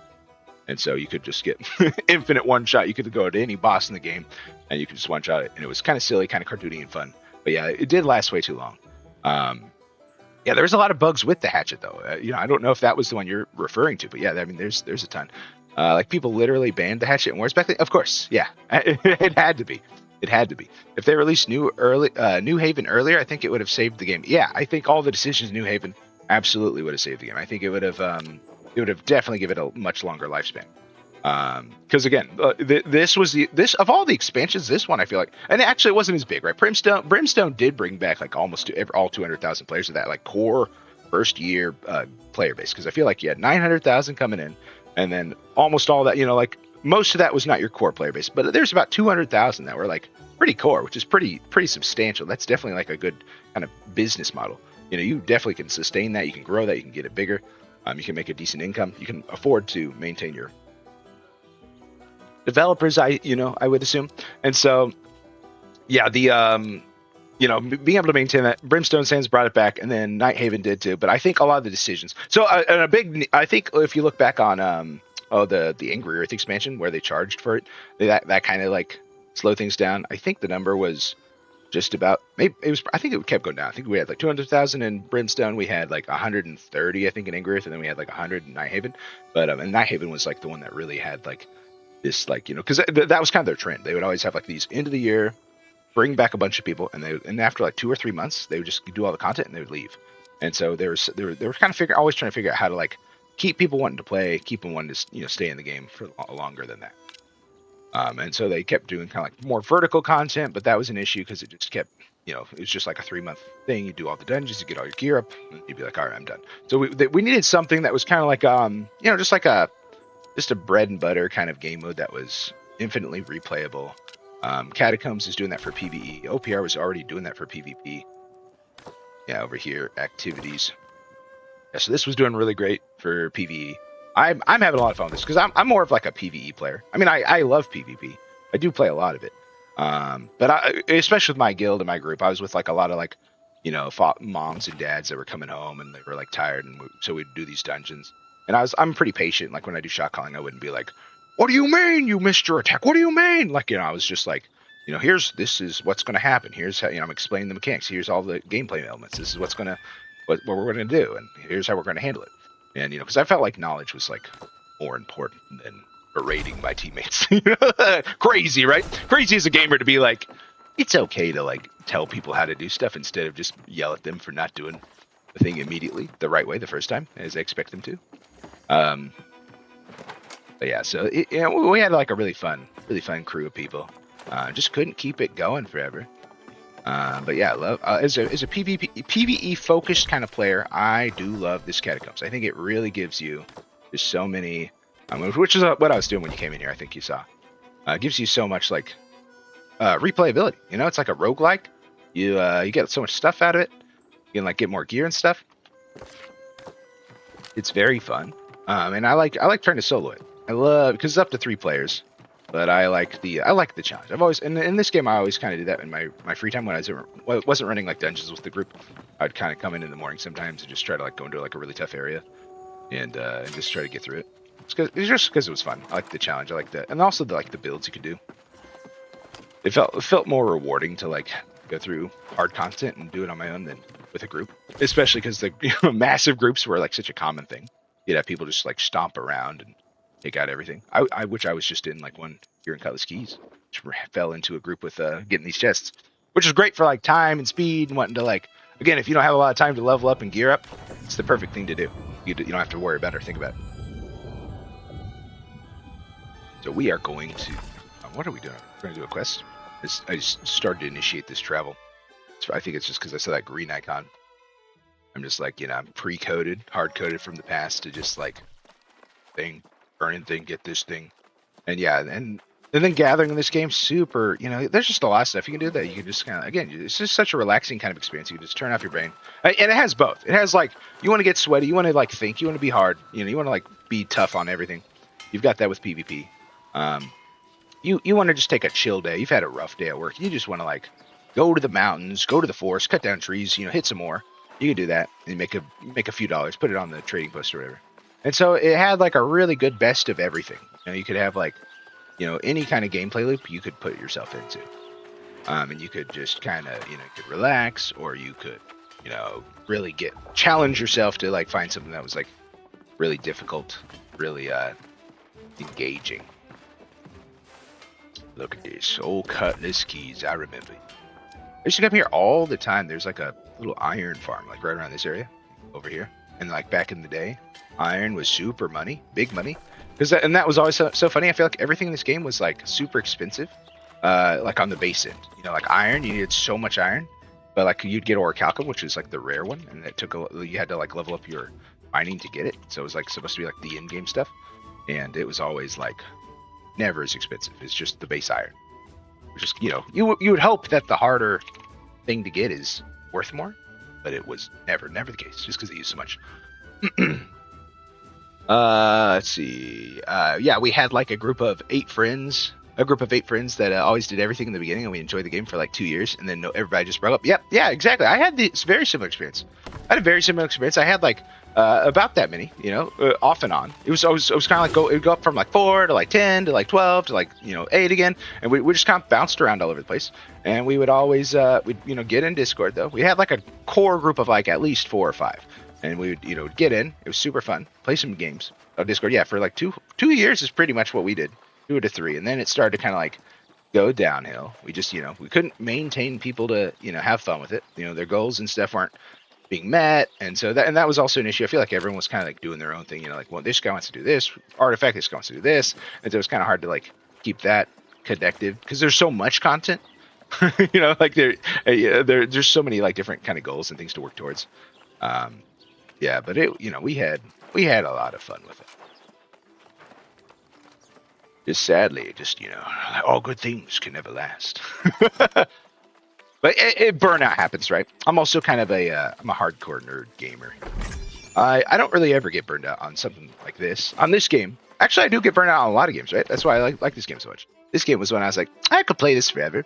I think the soundtrack is so good. I think the sound effects are so good. I think the visually, I think it's just fun. I think it's kind of cozy to just go into this game and look into go down a road with some trees and just, I don't know, it just feels so like immersive and it just feels so fun. It feels like you're going out and like on your own camping trip, but it's like I'm safe. I can stay in the house. I don't have to touch grass in real life.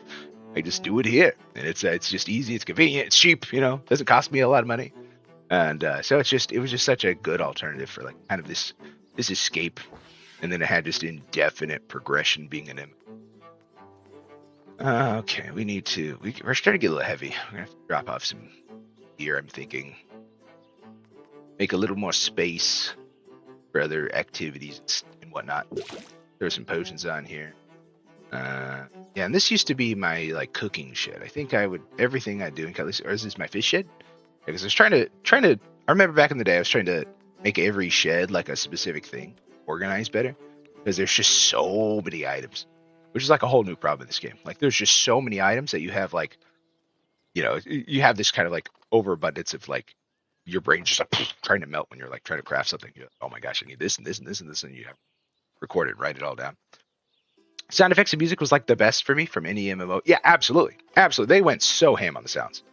I love the sounds of this game, and I'm very much like an auditorial kind of gamer. I'm a musician. I played in a band for a few years. I love music. I love sound. I'm an audiophile, and so being able to just like push buttons and hear good sounds, that was good enough. But then in addition, we had like great progression. We had social, huge social aspect of it. It was good. It was good by yourself, and it was good with your friends. It was good all the time. The storage was horrible in the beginning, and fast travel was so expensive. Yeah, that was also probably low key a huge killer of the main player base. I think a lot of people stopped playing just because there was like a lot of like kind of like this friction when it came to being able to do whatever you wanted to do, right? Because you were like, I got to pay my rent, I got to pay a bunch of money for, or Azoth or whatever to like fast travel, and I can't get to this place. I got to walk everywhere, and so it was kind of hard. It was kind of tough to like maintain what you wanted to do, especially early on. And then they fixed that pretty quick, but yeah, it almost felt like it was like not fast enough. And that's always like kind of the problem. The game is like massive. It's got a huge amount of features. It's got it's on its own unique engine. You can't just throw more money or code at it to like solve it. It's impossible. You gotta, you just gotta take it bite by bite slowly. And and the player base is like, we don't have time. But yeah, I think it would have been fine after a couple more years. I really think maybe another 1 or 2 more years. It would, it was already starting to go back the other way. Like the sentiment was starting to get better. And then it would have been the perfect forever game.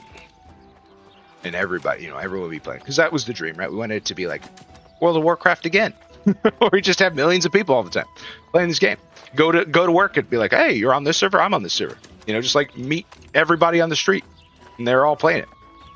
Wanted it to be this cool phenomenon. Wanted it to be Pokemon Go. Wanted it to be World of Warcraft. Wanted it to be this, everybody's doing it.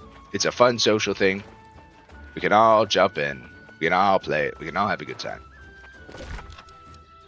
It just needed a little more time to cook.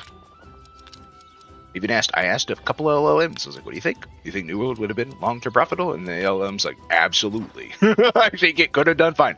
Amazon, maybe, and come back, but I don't know if they can, It's kind of a burned bridge at this point. You fired all of your devs for the game, with very little warning, and yeah, and I think the business side is like, there's no way to recover. There's no way, and that's the sad thing too. This game is kind of in a spot. I'm like, I don't know what to do. I don't know how you would like keep it going. I don't know how it'd be super expensive. Like there's early on last year we had the guy, or this year, right? It was like in January we had the Face Punch Studios guy on X tweet out that like he wanted to buy for 25 billion, and he was, oh, I was just kidding. It was a joke. We got all our hopes up. We're like so excited. We're like, he's going to do it. Because then, like, he was like, I'm going to have closed conversation with Amazon. And then he tweeted later, it's like, hey, it was all a joke, actually. I had no intention. Maybe he saw the code base and was like, oh, you guys are doing, like, your own engine. You guys are, like, doing all this stuff. I got to hire half the staff that you fired to, like, even know what to do here. Because, that's kind of like the only... Because you can't just... I don't know. There's just a huge time investment. You could be the best coder ever, but, like, there's still going to be a lot of time to get, like... get all this stuff down and to learn how to do it all and to fix all the bugs and get it all back to working, put it all in good shape. So it does feel like a pretty heavy product that you're like, I can no longer sustain you. I must drop you. I go back and forth all the time with, so I'm like, I'm mad at Amazon, but I'm like, I understand, but I'm also like, this game's so fun. You just leave the server, please. Just leave it open. What is it, like $2? You paying like $2 a year? It's like, it's nothing. Come on. Especially for you guys. You guys are the bigs. Can't you do something nice for people? I understand money, but you just take a no on $1. Say no to $1 and be like, this will make 200, whatever. I mean, now it's sad because it's only like 200 players. It'll make 200 players happy. But, there was like a huge community, and there was there's a potential. Make a good sentiment, make a good connection with your customers, turn your reputation, which is huge, right? Corporate needs to protect their reputation. They got to be likable. They got to make sure that not everybody hates them. They should have put in mounts from the start. Oh yeah, mounts would be great. Absolutely. Mounts came in late. I understand why they didn't do it initially, right? Because it's very time consuming. It's very, there's other things to focus on. There's other things you really want to like get in the game. I feel like a lot of this stuff was just going to take more time. It's just going to take a lot of like cooking to get all the features ready, get everything ready. Because I think, if you like bought this game and then you abandoned it for 5 years and then you came back and you're like, oh, bro, they got mounts. They made travel cheaper. They made like in-game infinitely exciting all the time.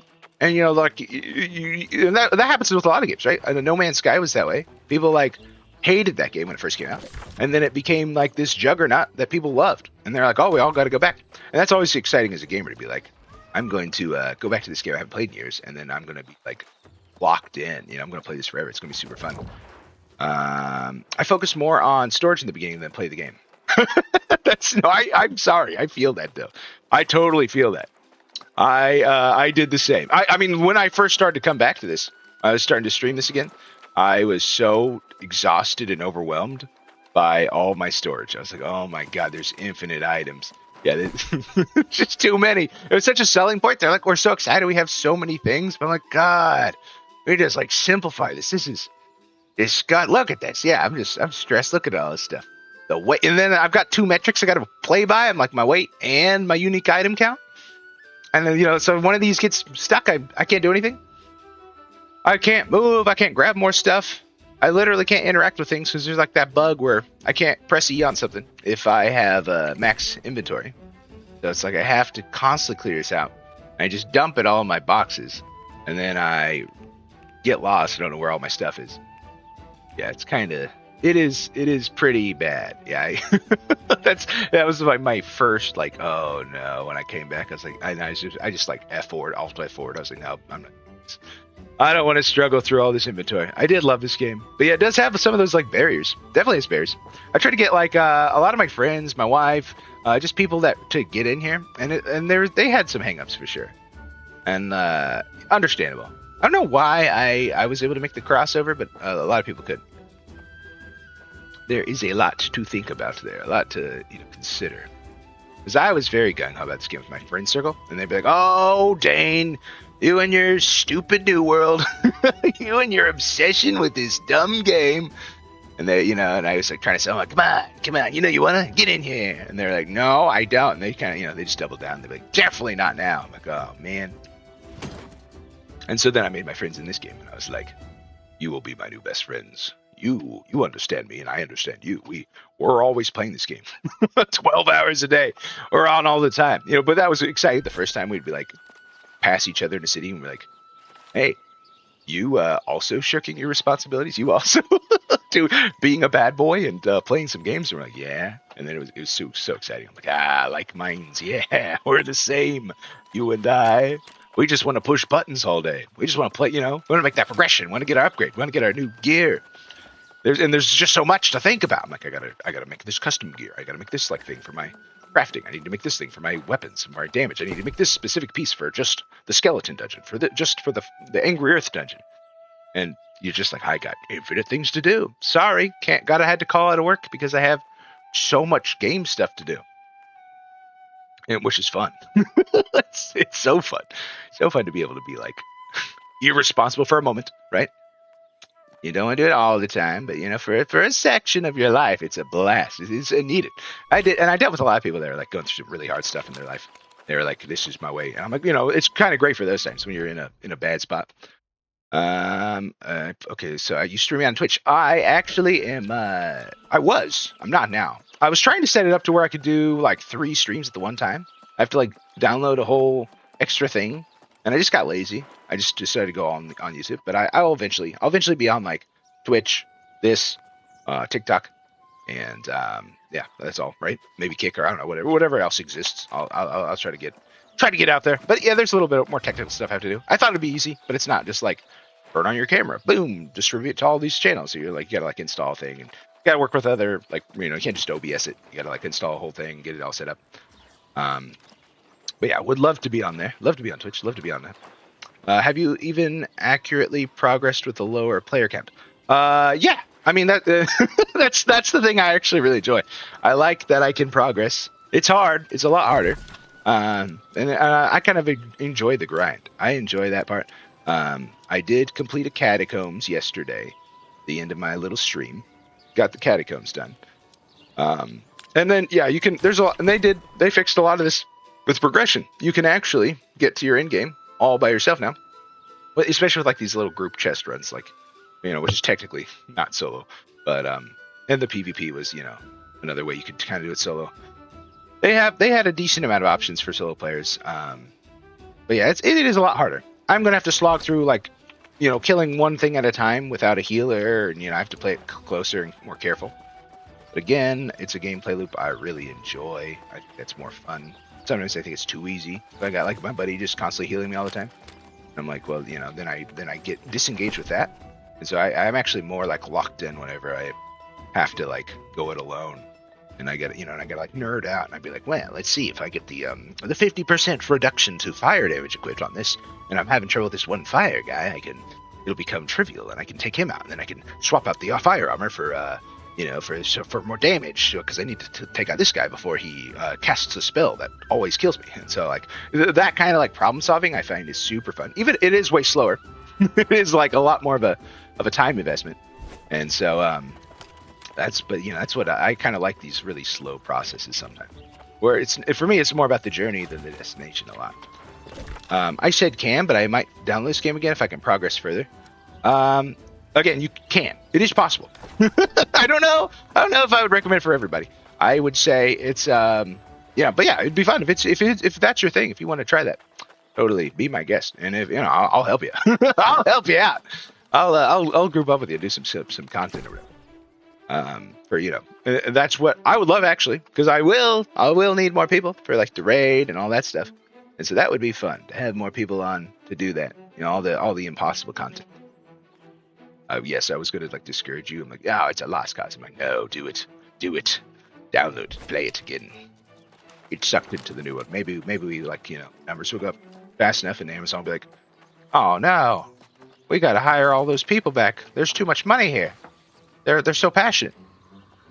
like, you know, the end of like a movie, their heart melts and they're like, you know what, actually it's for the people, no longer the money. Look at all these people. Look at all these like small numbers of people that want to play this game. We must give them back the thing they love. All right, where is it? What am I doing now? Just wandering around the city, getting rid of my inventory, figuring out that having anxiety now that we're talking about inventory. Like, this is so much stuff, and it's like I'm paralyzed by what do I get rid of? What do I keep? I don't know if that's good or not. I don't know if it will be. I'm trying to like assess all of the decisions. I'm like, well, if I get cooldown, do I want lasting rain of arrows, sturdy energy? There's too many things in my brain. I'm like, okay. You know, then that's why you gotta like really buckle in and be like, I'ma just do all this thing. I'm gonna only want refreshing. I want to be a mage. I want to cast my spells all the time. So I want my cooldowns reduced, and that's all I'm gonna care about. Now salvage everything else, and then you progress that way. You're like one thing at a time. You just throw it all away. But yeah, then there's always the market. You're like, wait a second, I could actually sell that. You know, I destroyed this. I threw it on the ground, and it was worth hundreds of dollars. I could have sold that. Dang it! Yeah, because that happens quite a bit. Yeah, like that kind of like realization later. Nah, I'll listen to the little demon on my shoulder and download it. Do you want me to let you know when it's done? Oh yeah, yeah, yeah, absolutely. Yes, make the foolish decision. Make the wrong decision, right?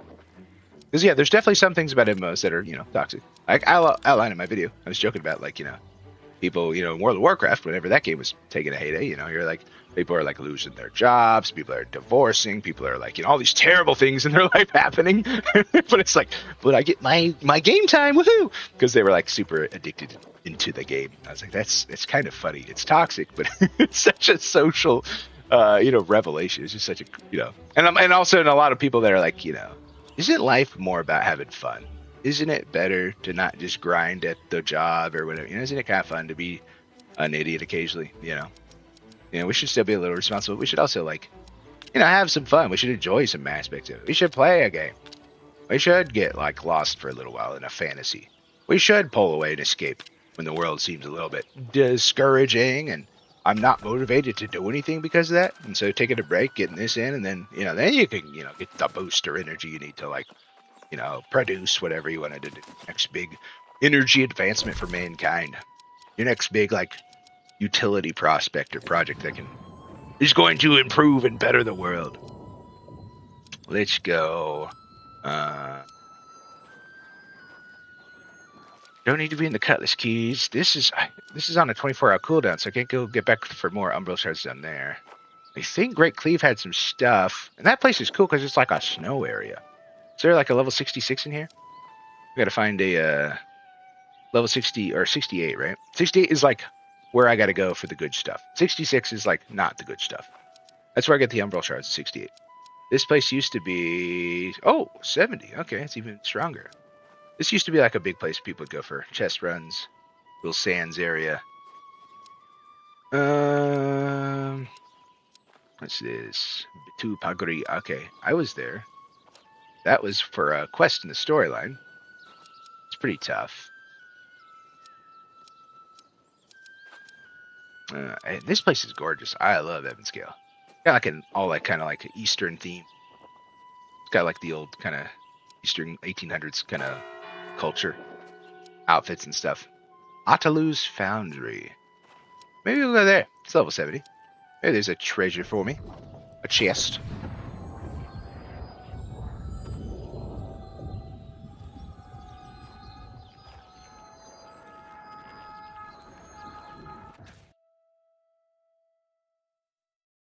Get more caffeine down. And by the way, everyone, I will be streaming the new Star Fox tonight at 11 Central my time. Come back and join me. After this, I'm gonna be sleeping all day, probably trying to. And so, because I'm a morning person, I wake up early, and so this is gonna be challenging for me to be up all night. But I really want to play Star Fox. Childhood favorite, classic, love it. Love me some Star Fox. Vocal stim in that game all the time. Can't let you do that, Star Fox. You know, just it had such a cool like cinematic moment. I have a huge amount of nostalgia for the game, so I'm gonna be capitalizing on it. One thing I'm usually pretty good about, like, not nostalgia baiting myself, not just being like, I gotta go back to when the world was beautiful. Like, Nah, dude. The world's just as good now with the new technology. It's better. I hated dial-up internet. That was terrible. I never want to go back to that. That was a nightmare. I much prefer my fiber. I much prefer fast download. I can get like a whole game downloaded in like 10 minutes now. Not like my wait for 3 days. It was painful. And the games weren't even that exciting. You get them and you'd be like, wow, I did that. I was so hyped for that, and that's all it is. That was a lot of work. That was a lot. Oh yeah, I remember back on dial-up 2004. I was trying to watch like a comedy video, trying to watch like a Gollum like parody. It was Albino Black Sheep. They were like prominent at the time, and I waited like 3 hours for like this 20-second GIF. I was so excited. I was like, I'm gonna watch TV on the computer. It's gonna be so exciting. It's gonna be amazing. And then it was just like it was over in 30 seconds. It's like, wow, I waited 3 hours for that. It was funny. It was cool. It was magical, but it was also like disappointing. It's like, this sucks.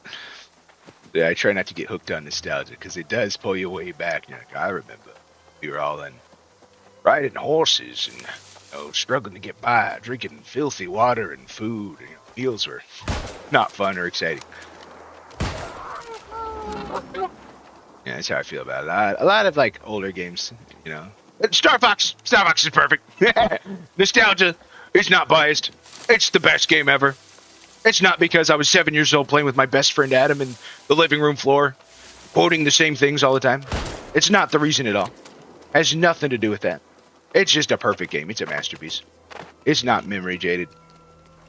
It absolutely is. Spoilers, by the way. So don't go handing Nintendo your money just because I said that. It's only I think it'll only be prominent for like really young kids to like be like, oh wow, this is cool, or like for nostalgia people, old guys like me. They're like, I remember when Magic was first written. Star Fox. I will go back and I will see her again. But enjoy my R-Wing, my Star Wars, very Star Wars Animal Star Wars, the game. Look, this is scary. This is like level 70. Augie, gonna make him mad, and he's gonna bark and get all the people out. Oh, you're not loud enough. They don't hear you. They don't see you. They don't hear your cries and screams. Kind of sad. I kind of feel bad. I'm a dog owner. I kind of feel bad about it. Jeebus. Ugh. Such a fun game thing. When the game's like, make a decision. Story games that are like, you could save someone or kill someone. They do like the trolley car problem thing. It's always was like such a cool thing when I first did that. I was like, oh my gosh. I'm just like emotionally devastated for a week because I killed my sister in Fable. Or what was the other one I was thinking? Oh, Last of Us. Fantastic. It's like, I killed all these good, well-meaning doctors. Sorry. Oh, spoilers, by the way. Spoilers. I don't want people to be mad at me. The Last of Us, when it came out. You gotta save Ellie. She's got like the little zombie virus in her head. And you gotta go and murder a bunch of doctors. A bunch of well-meaning people that are trying to like use her to cure the universe, cure the world of this virus. And you're like, I don't care. It's going to kill her to have the surgery. And even though she wants it, I'm a selfish dad. And I don't lose my adopted daughter. Alright, spoilers over. That's all I'm going to say. Spoilers over for Last of Us, Part 1. Came out in 2016, 2014. It's a little older now. And there's a show. The show's pretty good. You can watch that too if you want to get that narrative. Because the narrative is great. The narrative is fantastic. Excellent story game. Respawn. Put me back in there, coach. We want to go here to the Chawin Shan. Alright. To the north. To the west. Look at this place, man. It's so pretty. It's so pretty. The tree textures aren't the best, but, at a quick glance from far away, like the leaves are a little yuck, but like the whole area is kind of fun. It's colorful. It's unique. It's exotic. That's why I get sucked into this game. I can just be like, I can just walk around forever and ever. Throughout the grasslands. So we're gonna have to deal with the little guys behind us. Start with the big guys. Sir. Talwin Shan Summoner. Ooh, that was cool. So the musket has like a pierce on it. You get like a two birds in one stone kind of moment, where if they're like right behind each other, you get twice the hits, which is always exciting.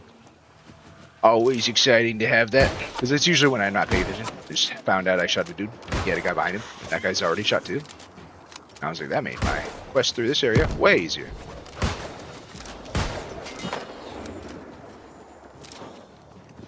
Are you enjoying the break, sir? Shame if you found a sticky grenade right under you. And a and a bullet imbued with fire in your head. And a grenade again. Just an annoying little dude with sunglasses and a top hat. Just backing up, not letting you hit him. It's been a rough day for that guy. Very rough day. Oh no, dog is back. I'm sorry, best boy. You've turned into an old yeller kind of situation. Sorry, spoilers again for old yeller. Spoilers are over, you can come back.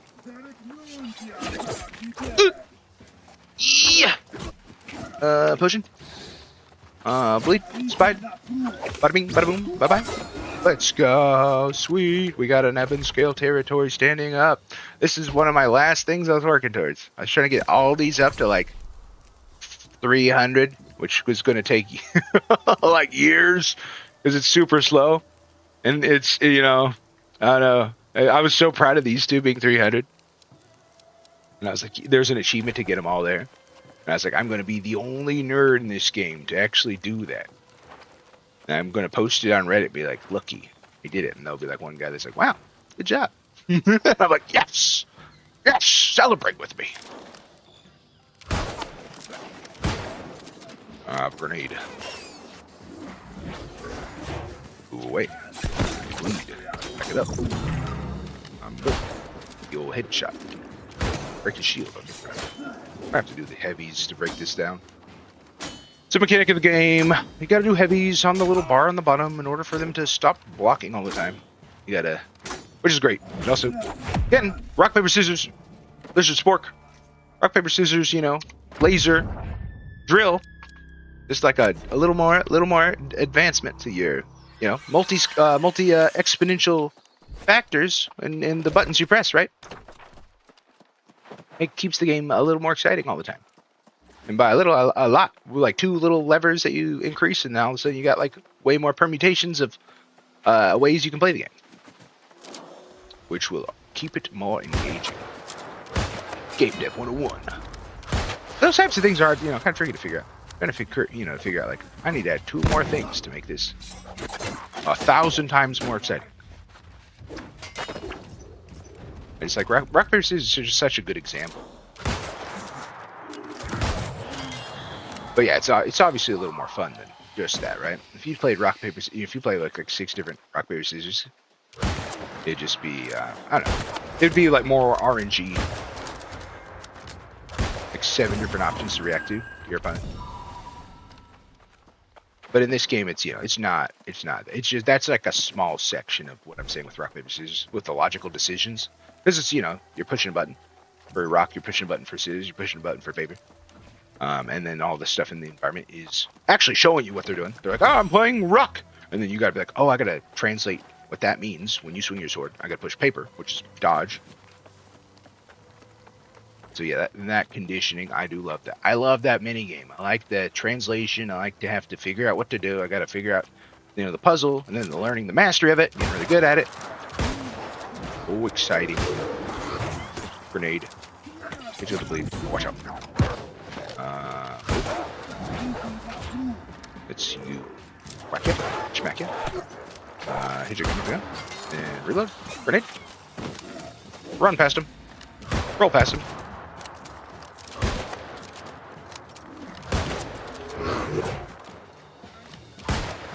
I am so excited, bros. I'm just for Starbucks. I know I'm not playing right now. It's happening. It's happening tonight. I could be disappointed. I'll be like, this is just like the old one, but not as good. And that's the worst case scenario. Hit the old heavy. And heavy in. Back it up. Ow, ow, ow. I'm stunned for years. Oh, God. Potion. Have a grenade. Oh, my gosh. Okay, I'm missing everything. I'm too focused on being an R-wing flying in space with an animal. With a fox and a bird and a frog and a... what's the other one? Monkey? No. Fox, bird, frog, rabbit. That's right. Bunny rabbit. Bunny rabbit, that's ancient, old rabbit. He's like the mentor. Gosh, it was so cool. It was so cool to my 7-year-old brain to be like all these characters with different personalities yelling at me to save their life because they're all about to die. And they want me to defuse a bomb. And I got an enemy that's trying to kill me. Star Wolf flying down from the sky. Shawan Shah. Warrior. Which Star Fox? Tonight it's going to be 2026. Nintendo announced it like a month ago. It's the remake. It's actually why they teased Star Fox in the movie, The Galaxy. Again, spoilers. That one's kind of. I mean, they advertise it themselves. Maybe it's not spoilers, but yeah, the Star Fox is in the Mario Galaxy movie. And you know, we're like, oh, I bet they're going to make a game because it's like a promo thing. And then they did, and they announced it, and they're like, Star Fox. We're like, yay, Star Fox. And they're like, it's going to be the same game we made 30 years ago. And we're like, oh, man. And so I was really disappointed first, but then now I'm like drinking the Kool-Aid. I'm like, oh, yes, Nintendo, yes, take my money. I believe you. Because they are doing some updates that are really cool. You know, they made like the graphics really good. It's motion capture. It's all acted. You know, it's like a movie now. You know, where they have cutscenes and like the interactions, and the writing seems really good. And so I'm excited about that. I'm excited about the, you know, seeing my old pals from my childhood flying together, trying to kill a monkey, trying to kill an evil scientist monkey and his army of other evil monkeys.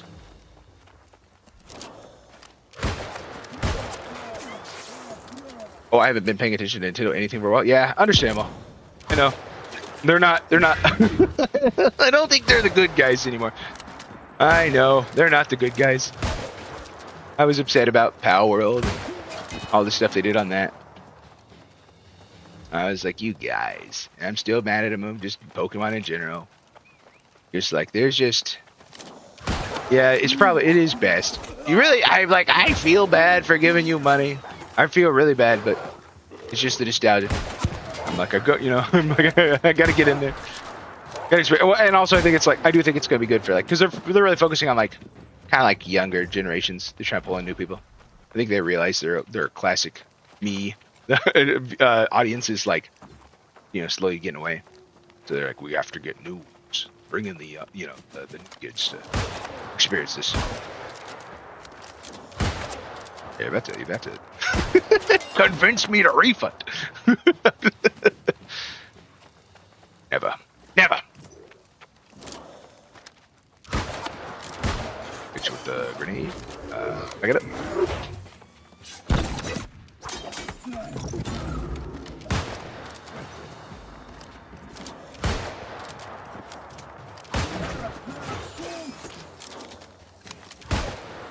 Oh my gosh, you got that shield again. Break it. This guy has got a sturdy arm. Oh, ow. 7,200. All my health. Oh, boy. Let's go north here.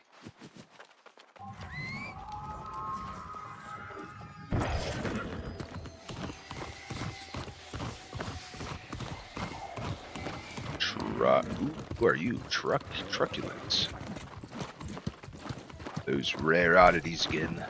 You've been playing an MMO that's no longer being played. So again, so much more exciting. I see him now.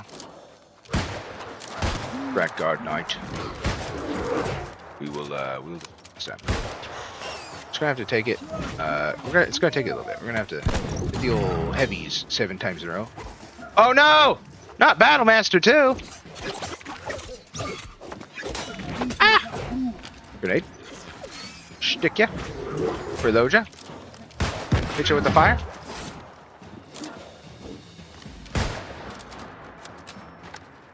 Gotta get this Battle Master done first. It's the easy one.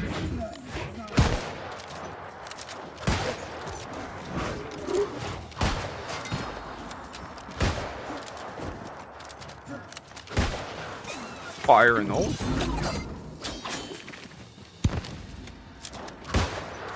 Shoutouts to Silver Dollar City in that ride.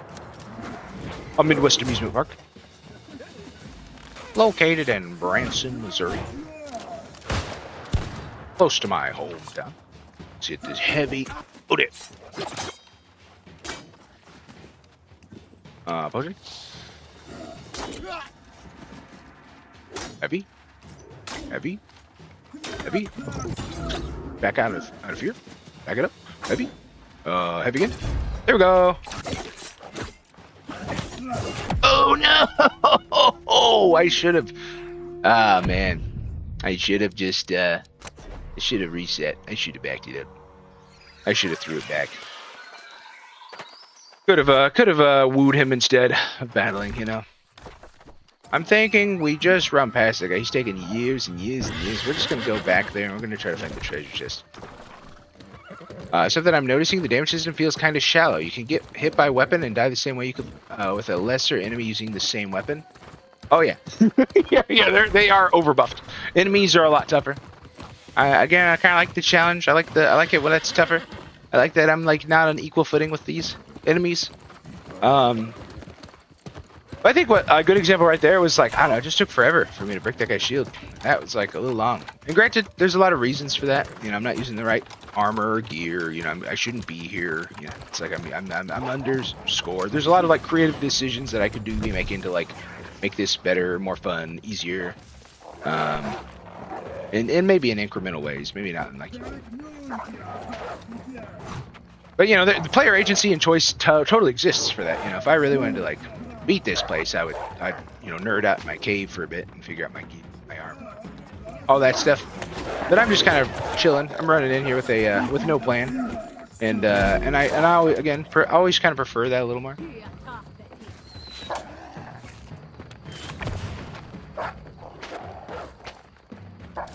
We get rid of all you guys. We are going to pull the entire house. We're going to have the whole house chasing us and angry. The whole fortress. Oh, there's a boss. Oh, there's treasure. Dude, this place is so cool. I'm fast tracking God heavy.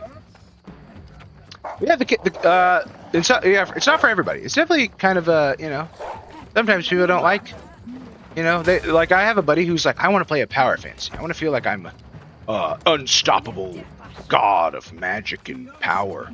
And this game is not that at all. It's the opposite side. And I've always been more lenient towards the opposite. I don't want to be a powerful character. I want to be a puzzle solver. As a player, I want to figure out how to do all this. I feel like it's more decision making.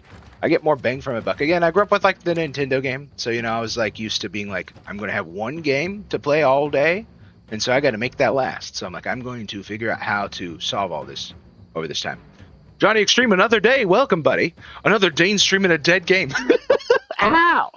I know. It's the what's it called? It's like the funeral. I'm just streaming it. I'm saying goodbye. I'm kind of like, I'm gonna, you know, let it die with me. I'm gonna die with it. But yeah, I could use other games. You know, I'm going to be doing some Star Fox, Adam. I'm going to be Johnny. I'm going to be doing some Star Fox later, and I'm going to be doing that tonight. The new one. You can join me for that, and you and I, we've experienced that journey together. I guess it's time to sprint to my local corner store and find 31 tall boys. Yes. Sprint, ride your bike, walk, scooter over there. Get yourself some tall boys. What is a tall boy? I don't even know what a tall boy is. I mean, I know what, like, you know, a literal tall, a boy who is tall, but a beverage, I assume, a drink, a snack. Could be a snack, right? There's like a po' boys, or yeah, it could be like something you eat. Yes, lock in. But yeah, I will be here probably for just another hour, and then I gotta get knocked down go back to bed so I can do a long late night Star Fox because I've been so excited to hand the evil corporate overlord Nintendo my money. just, uh, just for a little bit of that drug of my boys, my old friends, Falco, Fox, Slippy, Peppy. You're all here for me. You remember your old pal Dane? They're like, oh yes, Dane, we remember you. We helped you during your childhood. We entertained you. And I don't know. I don't know why I decided to drink that Kool-Aid. Probably because I watched the Nintendo Direct. They do a good job at selling them all the time. They're like, always building up the excitement so well. They say the features, and it's always kind of silly. They're like, look at this. We've added in our game a walk feature. If you press forward on the stick, you can now walk. Isn't that amazing? In addition to this, we have multiple colors in this game. There's blue, there's red, and there's yellow. Wow. And then they're able to make the most simplest thing. You're like, oh my gosh, they're doing it. They made color. And then you're like, wait a second, that's existed. I've seen that all over the place. Dane, on board the Titanic. Finally, this is my moment. I need to speedrun every level before it's. Yeah, exactly. It's kind of my logic. That's my thinking. I'm riding the hype, buddy. I'm riding that hype from me talking about it. It was funny. I made that video to be like, goodbye, farewell, Titanic. I was like, gonna never go back. I was like, finally, I've made peace. I'll never be pulled back to this semi-toxic relationship with this game that I love playing, but also had, really bitter moments and really wonderful moments. And now I'm like, I'll go back. No, I say goodbye now. I'm like, actually, my goodbye is it's coming full force. But the thing is, Adam, like I've said, I don't know, just something about being here. It's like my little virtual home. Just being present in it, just staring at the sky, the crazy amounts of money they had to spend on getting developers to build this, and because the ambition of becoming a new multi-billion-dollar kind of project. That was the hope, I think. And so it does have a lot of physical effort, and the sound is so good, the graphics are so good, the buttons feel good to push. I can just kind of turn my brain off, and I can just do things, and it's just fun. It's so comforting. It feels like it just I can pull it up, and I'm like, it's also my default. I'm scared. I'm like, what do I do with my life? What do I do today? And I'm like, new world. Yeah. So it prevents me from making really massive, good, sweeping changes to a world that needs it, and gives me rest forever, indefinite relaxation period. Cue the music. Hello, hello. Every time you shut down the servers, I say hello. I'm not computing it. You'll have to give me more explanation. Staring. But anyway, cutting down these trees.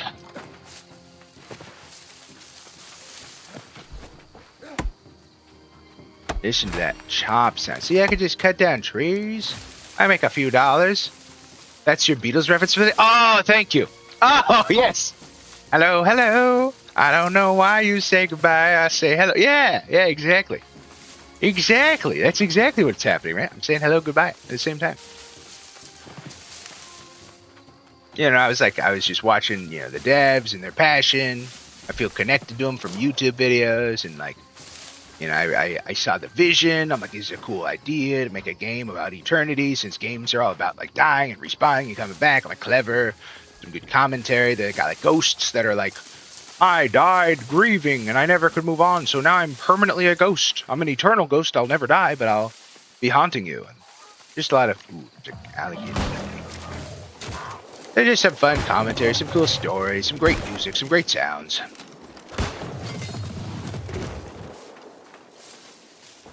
And for so long, it was just my something's wrong. I don't know what to do. I'm stressed. I'm scared. I need to rest. I need to relax. I need a brewski. I need my tall boy in game form. I'm gonna do some Let's not finish that thought with what I just saw, young alligator. I'm gonna do some, some chilling, nice and retracted. Oh wait, what did you say? You said nothing. I do love the explanation that you're the most excited for colors in the new Starbucks. Yeah, because they do that. They did that so good. Just selling you the dumbest thing. They can get you so excited. I always watch those Nintendo Directs. I'm like, oh boy, he's going to jump. He's going to run. There's going to be red, yellow, blue. And I fall for it every time. And I'm like, I gotta stop this. They're no longer good guys, right? They're evil. I gotta vote with my dollars. A tall boy is a 16-ounce can or larger of brewed relief, usually a malt liquor. Oh, fun. Awesome. I've never tried it. As you know, Adam, I'm pretty averse to the effects of depressants. I'm much more of a stimulants connoisseur. So, I prefer the caffeine, the Ritalin, the cocaine. Not saying I do it, but those are the things I know my brain is going to be like, this is nice. Makes me feel productive. Makes me feel like I'm going to be doing stuff. Yeah, and I always get so just upset and angry whenever I'm on alcohol. So I always have to medicate properly with the stimulation. With the external stimulation. I'm glad you can enjoy the beverage, because it is the most common. It's like, it's what it's a great, kind of social thing to be like, sit down and have a beer with me. Coffee's got that too, but it's in the morning, right? You want to do some night stuff? You gotta have a beer. Dang, watching the newest Nintendo trailer? Do you think there's going to be a bird in this one? Oh man, I sure hope so, boy. And then they're like, introducing the old bird from the old game, Falco. And then they're like, and I'm like, yes, they did it. They brought the bird in. They're doing it. They put the exact thing they did before. I can only enjoy 31 of these boys at a time. It's a massive amount of beverages. I don't know. It's pretty impressive. I can enjoy one cup of coffee.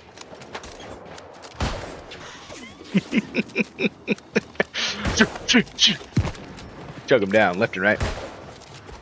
Got both hands ready. He's got the hat on his head with beverages ready, strapped in.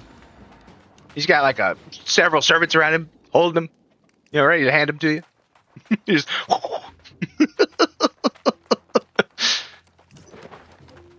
I'm sure that was silenced and out of context. Looked like a whole different action. An edit that could exist on the internet forever. I didn't fully commit. I was subconsciously aware. Let's get this boom. Falco in blue? Yeah! That's what I'm saying, man! They got that old bird back, and he's the same color as he used to be back. Oh my gosh. And they push a button, and I can shoot a laser out of my spaceship. Oh my gosh. It's the coolest. And I'm already kind of prepared. I'm not going to be. It's not going to be like you said. You're like, it's like a piece of candy. It's lost all its flavor. I'm like, it's going to probably be how I feel. But I'm going to try to do my best to look in the bright side while I play it. I'll be like, the sweetness is no longer here. It's like 25% sweet now. 75% nostalgia. 100% corporate monopoly, making some really bad decisions. For the good of humanity, but for the good of humanity, bad decisions, great decisions for the good of the dollar, the money, for the number go up. That's kind of the problem, right? We got our best friend, our BFF, Mr. Musk, now a trillionaire. Crazy. There is no ceiling. There is no limit to the amount of power and control you can contain, and you can run madness, run to absolute madness with it, infinite potential to go do anything with it, with also very finite skills in mind. and not share it with anybody. I'm happy for you. I always wanted to enjoy more of those games. Aw, thanks, man. I appreciate that. Biggest franchise fumble, in my opinion. I feel like our types would be so easy to produce, so easy to continue producing for the DS at least. Oh yeah, yeah, absolutely. Rail shooters, yes. I love rail shooters. I mean, they were such a popular like late '90s, early 2000s arcade. You go to the arcade, you see like Time Splitters, Time Crisis 2 or whatever. Not Time Splitters, that's a different one. Time Crisis 2. You'd see all those like Jurassic Park, gun light games, and it was so exciting. But they they just stopped making them. They just stopped being exciting. They weren't as profitable or good, I guess. When they're not guzzling the quarters, not eating all your quarters to keep getting your continues. Star Fox was like the good one, right? It was a console rail shooter, and it had like a story, and overall it's still short. I think I remember someone on Reddit being like, "How's this going to sell? When are they going to pull this one off? Because they're going to charge like almost a full price for a game, and then they're going to let you play it for 2 hours. You're going to be done in, in 2 hours. My stream tonight will be like that long, and it'll be then you've beaten the whole game. And you're like, oh man, I feel like buyer's remorse immediately. Can I just refund this? This were on Steam. I could complete the game and then immediately give it back. Be like, I don't want you anymore. I've already got my value out of you. And they're like, but we got multiplayer. Don't forget, we can do multiplayer. I'm like, yeah, I'm just gonna get my money back.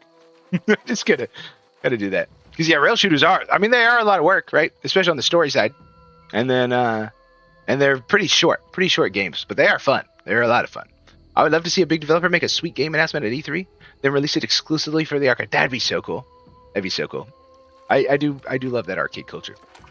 I was always just considering. Sorry for doxing again. I was always considering doing a what's it called? Like an indie arcade game. I was like, wouldn't that be cool? And I think so. There's already people that beat me to it. I was like, that'd be so fun to like be able to like recreate this thing I liked, put it in the world, and it's easier to develop. Arcade games are so much easier, right? MMOs like this, insanely expensive, insane amount of time, insane amount of like work. Where like an indie game, like you do Galaga again, you make a little arcade game but you make Galaga with a twist. Instead of a spaceship, you're shooting bananas, you're throwing bananas at somebody. You're a ferret. You're a ferret that throws bananas. And you got all these levers you can mess around with and just kind of go crazy with creatively. You're an orange ferret that throws yellow bananas. Let's say blue bananas too. Blue bananas are the stronger ones. And you're defeating gerbils. I love gerbils. I'm gonna throw gerbils in there all the time. And and you got power-ups and all this stuff. You can borrow a lot of the new stuff now, because in arcades you didn't have all these cool ideas we've got now. You can borrow a lot of the new ideas. Make something really fresh, really fun. Incorporate some of the ideas that you liked, and the new ones you like now, and make a really cool experience. Yeah, what is that game? There was like a game where you play as a bee, and like the developers made this arcade game, and they pushed like tournaments for it. It was really cool. They brought people out to like bars and stuff, and they're like, it was like 8 players. It was like 4 people. It was a cabinet with like 4 on one side, 4 on the other side. It was like this kind of like really well done, kind of like multiplayer like 4v4 kind of sport game. It was like a sport, and with bees. The sport where you kick a ball with bees. But and it had like a kind of a meta. There's a lot of ways people could like think and craft and figure out how to like solve it. And I was like, this is so cool. What a cool idea to make this game and bring people together physically for like these tournaments. It's that elimination platformer. Yeah, sounds right. It sounds right. I just remember it was bees. It was very bee themed.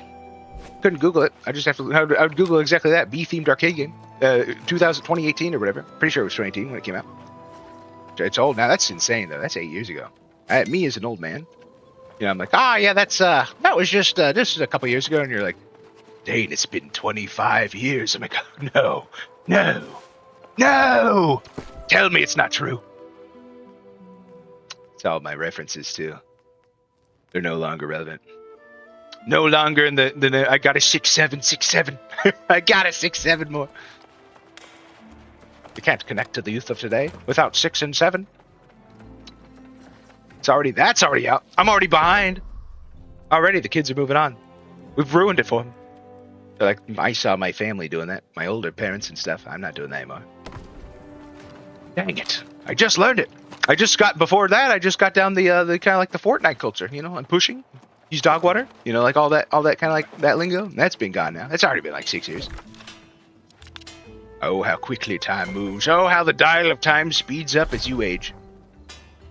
The gap, you know, when I was like a kid, I was like, "You're 30 years old?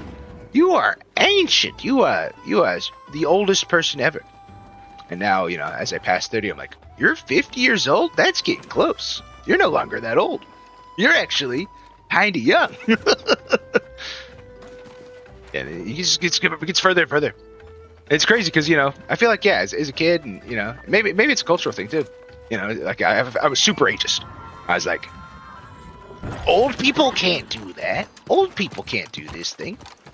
And now I'm like, the hell they can't. Yes, they can, and they will. I am one of those now. I'm way nicer. I'm way nicer about old people. Old people. Yeah, I can't say that. Can't say that. I'm gonna get canceled. What am I doing? All right, let's do. Yeah, that's an ageist term, probably. What are we gonna do here? Just run around cutting down trees again. This is what I like about this game. I can just do this. I respect your soccer car game. You know, that's been your, like, I feel like your comfort game. You're like, I can soccer car Rocket League, and you know, for me that's like, I'm like, oh, that's like competitive. I gotta, like, you know, strap in, put on my seatbelt. I'm like, I get a little like, you know, tired. But this one, I'm like, I can be sweaty, but I can also just walk around the forest cutting down trees. I can murder things. You have snails crawling towards a goal you're trying to defend and can be killed only above, I think. You bounce defending your snails, stopping the opponents and dodging air attack. Yeah! Yeah, that's the game! That's the game, right? What is it called? Did you say the name? Or just say it in chat? You give it for all the world to see? Yeah, I remember there's snails. There's snails in that game at the bottom. On towards a goal. Okay, so you're trying to assist the snails as bees, stopping the opponents and dodging air attacks. I'll find the name. Yeah. Yes, yes. Very good. A grenade. Too late. It's unnecessary.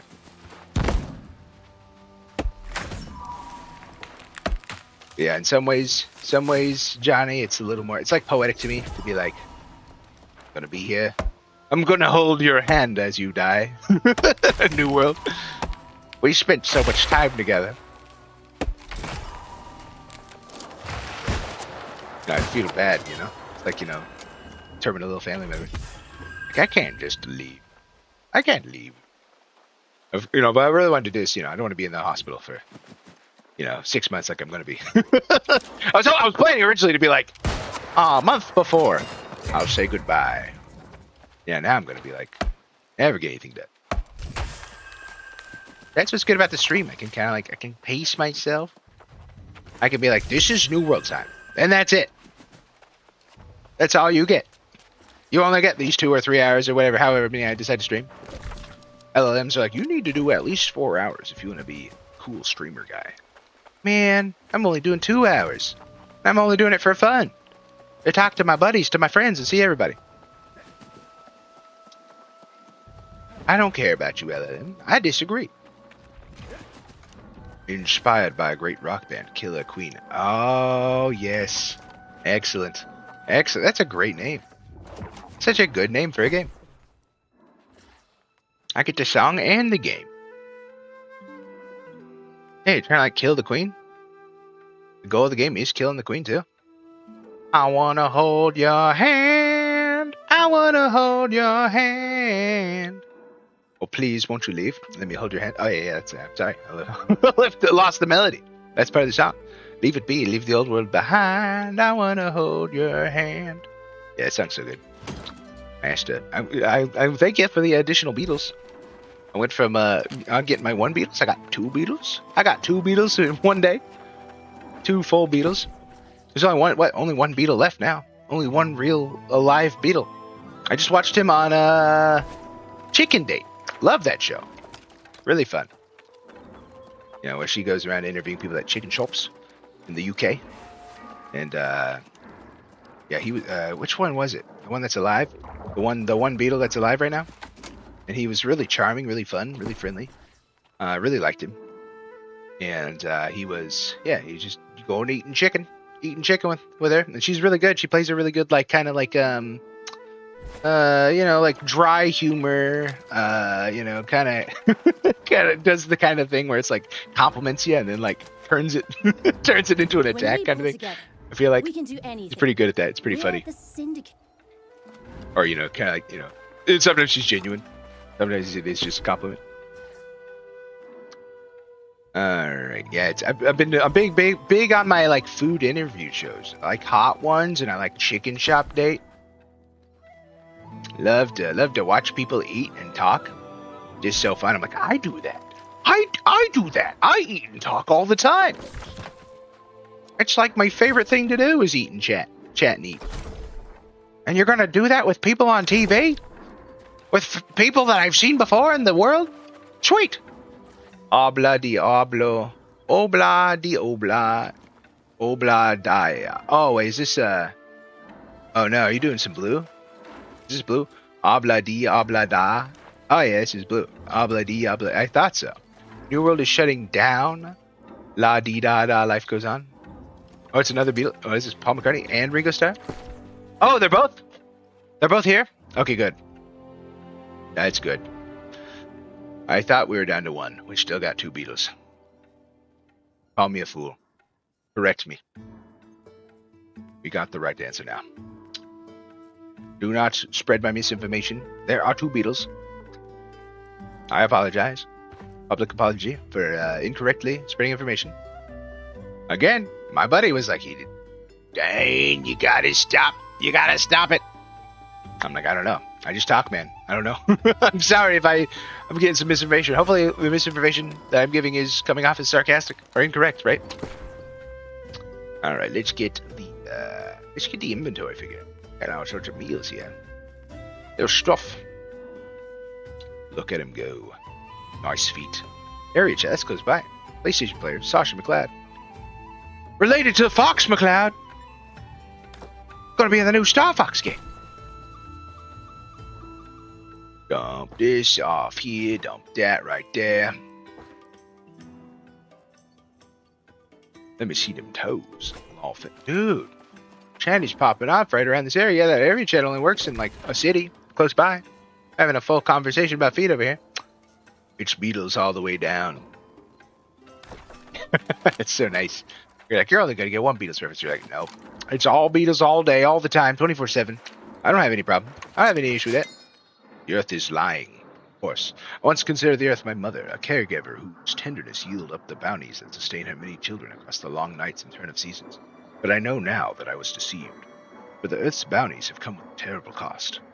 In recompense for all she has given me those long years, she has demanded all that I held dear. Like thieves in the night, her most perverse and terrifying creations. Those who wear the form of man, but whose flesh is formed from bark and bramble. Stole into our home with craving it. From their beds, they dragged my family off to some wretched doom beyond comprehending. Wow. Common concerns? Is that common? That's kind of scary. Certainly is in certain parts of the world, I guess. The way you said related to Fox McCloud reminded me of the Lemons Vines. Oh man, I haven't seen Lemons Vines. I don't know what these Lemons Vines are. You might reference. I probably will know. Give me a little heads up, a little thing. Lemons Vine. Whenever you said lemon, though, I immediately thought of Lemon Demon. I was like, whoa, that's a throwback. Lemon Demon. I was like, that's the it's the guy, you know, the early 2000s band that the internet loved. They did, I think it was old Godzilla was hopping around Tokyo City like a big playground when suddenly Batman burst from the shade and hit Godzilla with a bat grenade. Godzilla got pissed, then began to attack and didn't expect to be blocked by a shack. Yeah, that song. Ultimate Showdown of Ultimate Destiny. I think that was Limited. Could be wrong. Could be misinformation again. Check that chat. Check that. Yeah, Lemons is a whole different thing. Alrighty. Let us check out the season. We got a little notification there. I'm a sucker for that stuff. I see a little thing. I'm like, I gotta push it. I gotta click it. Again, I'm just getting so much like dopamine reward from everything. Boy, click that. Boom. That, get the menu clean. Feel so productive. Okay. What are we going to do today? Go back to Requater. Turn in this quest ready for turning. Boom.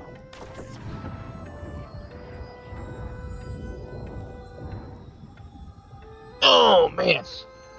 I'm going to have to look it up. I'm going to have to figure out what lemons we're speaking about. Lemons, vines. I'm trying to think. My brain's trying to recall vines in general. Like the, look at all those chickens, you know, and then, watermelon. I think that's a vine. That was it before TikTok. Got a watermelon to keep me clean. Review the entire archive. Vines in your brain right now. You're thinking of Neil Segarra's song, Ultimate Showdown, Ultimate Mystery. Thank you, Johnny GPT. I'm sorry. You're thinking about.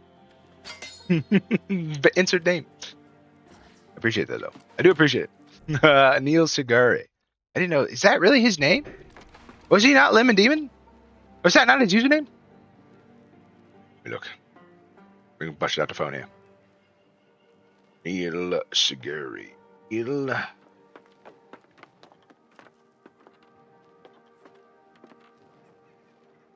Cesariga. Cesariga. American musician and filmmaker. This is 2017. Lemon Demon. Musician band. They do the ultimate showdown. Ultimate showdown. Yes, Lemon Demon. Lemon Demon with a space. Lemon Demon is Neil Segarra. Okay, he is the creator of the Lemon Demon. Is he just by himself? Did all that on his own? Awesome. What a Chad. What a hero. What a legend. Thanks for the childhood you gave us, Neil. It's a lot of fun. Okay, did we do our quest? Yeah, we walked up to the board. We pressed the button. We got the icon off of the map now. We gotta go find some other things to do. Maybe another chest. Yeah, let's go up here. We're in the Requad. We're in the swamps. Go ahead and go grab some more chests for our little shards.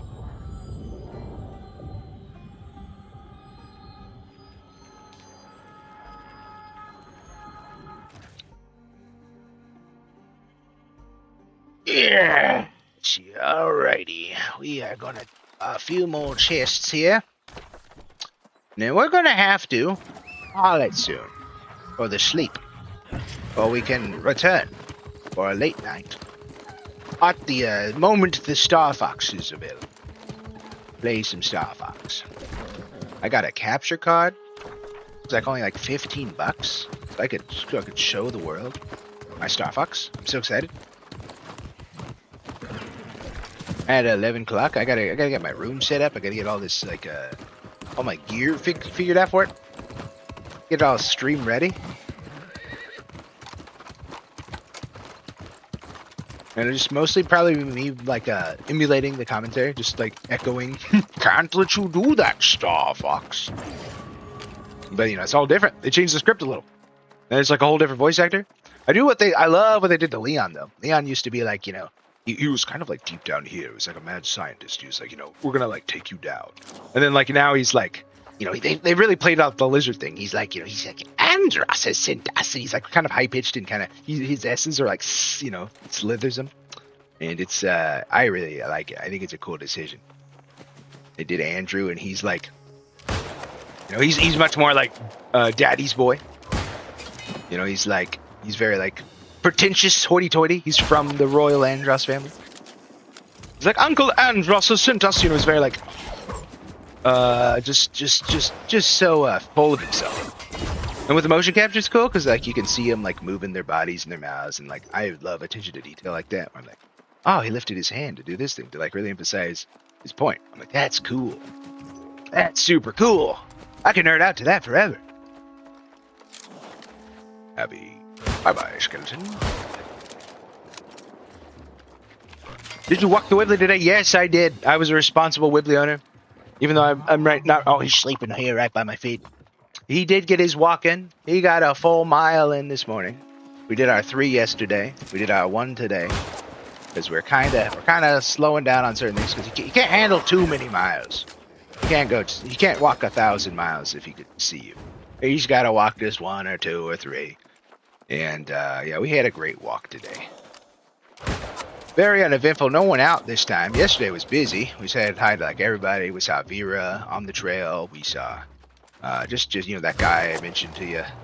That was like, did you know your dog fights, you know, hunts criminals? I said, whoa. Of course I do. I was the one that, you know, I was the creative, Detective Wibbly. So how does he know this? Bullshit. Which is kind of cool, kind of surreal. Then I'm like, I am part of a simulation. I am part of a fake world.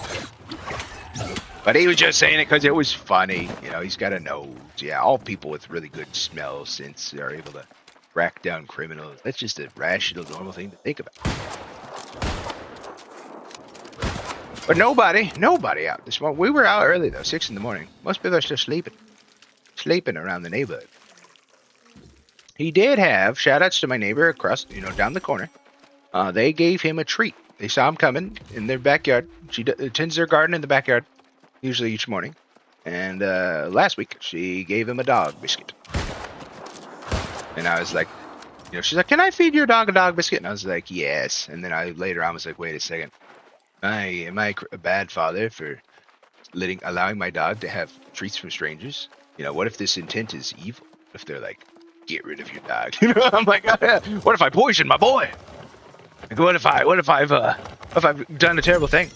And then he had like a little bit of a like, you know, stomach issue, and I was really mad. I was like, what have you done? And then I was like, but you know, totally had good intention. Looking back, my intuition was like, yeah, they're fine, they're nice. They don't want to take down the dog. Yeah, you know, he gets a lot of friends, and he needs it. He sustains himself off of others. He needs to have their validation constantly. He's got, you know, he's pretty bad about like jumping on you and being like, "Are you demanding? Yeah, leap at you." And I'm kind of bad about being a dad that's like, "Go on, Wibbly, go on." You know, it doesn't matter. You ruin that person's clothes with your muddy paw prints on their chest. You're getting what you want, which is adoration and love. At the expense of all these other people. I'm terrible. I'm terrible. I'm trying to do better. Trying to do way better. Been holding him closer. Because, yeah, the first week was crazy. That was like a learning lesson for me. I was like, you know, just letting him, you know, run full extent of the leash. And he was just like constantly getting on people, like tripping bikes. Just making sure they stop him. And I was like, oh, he's so cute. And then people were clearly like, ugh. This is annoying. I just wanted to do my bike ride. This kid and his dog are just just constantly ruining it. Jane in the Renaissance attending the Da Vinci unveiling. Behold, the Mona Lisa in watercolor. Crowd throwing tomatoes. Jane, I love this one. Guys, look at the colors. Remember that smile? That's exactly right. It's just my life all the time. I'm like kind of this foolish eternal optimist. I get so excited by the colors. I'm like, oh wow. It's probably the caffeine. It's the coffee for sure. It's probably controlling me, making me way more engaged with it than I should be. A surgeon. You're no surgeon. You don't have the right tools. Oh, he got me a legendary. Sweet. Yeah, I remember that guy used to be farmed. They used to have like hundreds of people all hanging out here, just chilling on this thing, talking in the chat, killing that guy for 2 hours over and over and over and over again, just to get like some legendary armor, some legendary piece of gear. And they're still doing it now. Look at this. There's 2. Not the hundreds, but it's 2. I'm roasting you, but I'm the same. That's true. I love that about you. I love that about you, Johnny Extreme. Johnny 2 Extreme. Yeah, I knew there's a number in there. I'm about to say it was at the end. Johnny Extreme 743.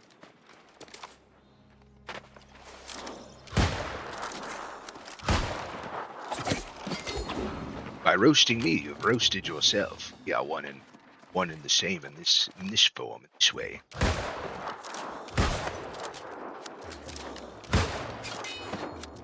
Bye bye, Skelly. I don't know. I just got excited because these two guys are clearly wanting to do this. I'm like, can I hang out? Can I join? I was on another mission. I was going to get more treasure. I might have already got all the treasure, unless there's more up here. A little more treasures this far, a little further, a little more dangerous. Inside of a little building with a bunch of skeletons. Spotting. Gotta watch these skeletons. They can come back to life on you. They'll come back for you. I think it's good for dogs to get treats from others. It's a way we socialize. But yeah, that's a good point. That's a good point. Thanks, man. I appreciate that. Huge. That's really good. Yeah, my natural instincts were like, yeah, just like, I just was like immediately like, take strangers animals, take strangers food. So yeah, I'm glad that you're, acknowledging it and saying, hey, keep going. But there's a lot of logic and rationale to that, right? You can't let them just be shut-ins that are like, I can't trust anyone. He's already pretty clingy with his old pops, so I gotta make sure he's like clingy to everybody. He's gotta be, he's gotta be chill with everybody. He's gotta be more social. He's gotta be more dynamic. Big if huge. Big if huge. We're going the old huge route. Big and huge. Oh man, are we burnt out on that? Are we burnt out on that comedy culture now? We're just done with it now. Impassable barrier. Exploring these strange ruins, I've come upon a locked door leading higher in the tower. Most ruins across the Aeternum are wholly accessible with a bit of work, but I've no kind how to penetrate this barrier. A mechanism of some kind stands near the door, and I imagine it should allow entry. If only I knew how it worked. Perhaps there's a key of some form. One of these guardians, whom I have taken to calling the surgeon on account of how this place feels and how expertly he cuts down anything in his path, has been seen with some kind of glowing orb. I wonder, because they're trying to give you a hint like, hey, surgeon's got cool stuff. Kill him again. We just passed him. He's over here, though. You give me the note after I've already dealt with him? Come on, the developers, you should have focused on, a little more linear progression. Put it at the feet of the steps. I already got through him. I already saw that guy. Maybe it's cool to be like, oh, I remember. I remembered it. Maybe it's the other way around. Maybe like we want you to fight him first, then you can regret it. But then you can be like, oh, that's why I got that cool treasure from him. Tomato, kind of developer style. There's no right or wrong sometimes. That's a big issue with this game, too. It's like, they got decisions and creative endeavors they got to make. And it just because it's not what you want doesn't mean it's wrong. It could be right. Dane, do you want a piece of depressing nostalgia music trivia? Yeah, feed me. I love sad. I love being upset. I mean, not being upset, but I love being sad. I love tragedy.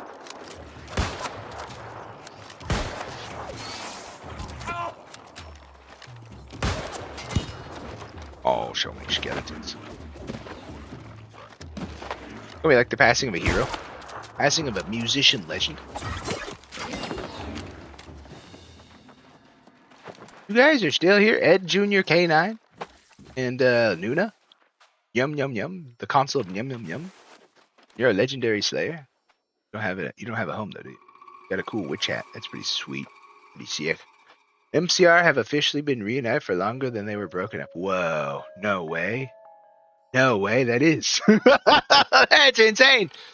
That's what I'm saying, man. The time just goes in a whole different direction, It goes, it ramps up. Your first like 5 or 7 years or 10 years of life is so long. You're like 5 minutes is forever, and then days go by when you're older, and you're like, whoa, it's been weeks already. This is crazy. That's insane, though. That is a little depressing. I do love me some MCR. Such a prominent part of my culture, right? Of both of our culture. They were such a a game changer of the genre. Brought in the emo era. Made songs about being emotional. It's okay as a guy to be a little upset about a breakup. Is that so against the culture? Right here. Oh, 2 rapiers. 2 legendary rapiers. Sorry, Nuna. You got treasure. I did kill that guy very quickly. In that time, they released a greatest hits album, toured their old album, and only released remastered versions of old songs. Hashtag nostalgia bait. Oh, really? They haven't done anything new? That's insane. Kind of sad. Because I liked all their stuff. That's really sad. I didn't know that's what they were doing. I know that's what MCR's been up to. That's why I haven't listened or heard them. Nothing new. God. Dang it. They just did the business thing. They're like, this is money. Recreate. We got rich once. We can do it again. we can keep it going. It's been a big remember these vibes session. Yeah, and I feel like that's kind of been a lot of that era, right? You know, we're kind of getting to that age where like, you guys are starting to have money now. We can bring you back from the dead.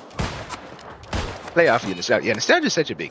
I know, that's why I'm like, I gotta become immune to nostalgia. I'm always so bitter on all these other nostalgia trips with people. They're like getting sucked in. I'm like, don't fall for it. Don't do it. Play something new. Follow the kids around in Fortnite or whatever's popular. You know, Roblox. Go do something else. As I say, hypocritically, playing an MMO based on a nostalgia genre.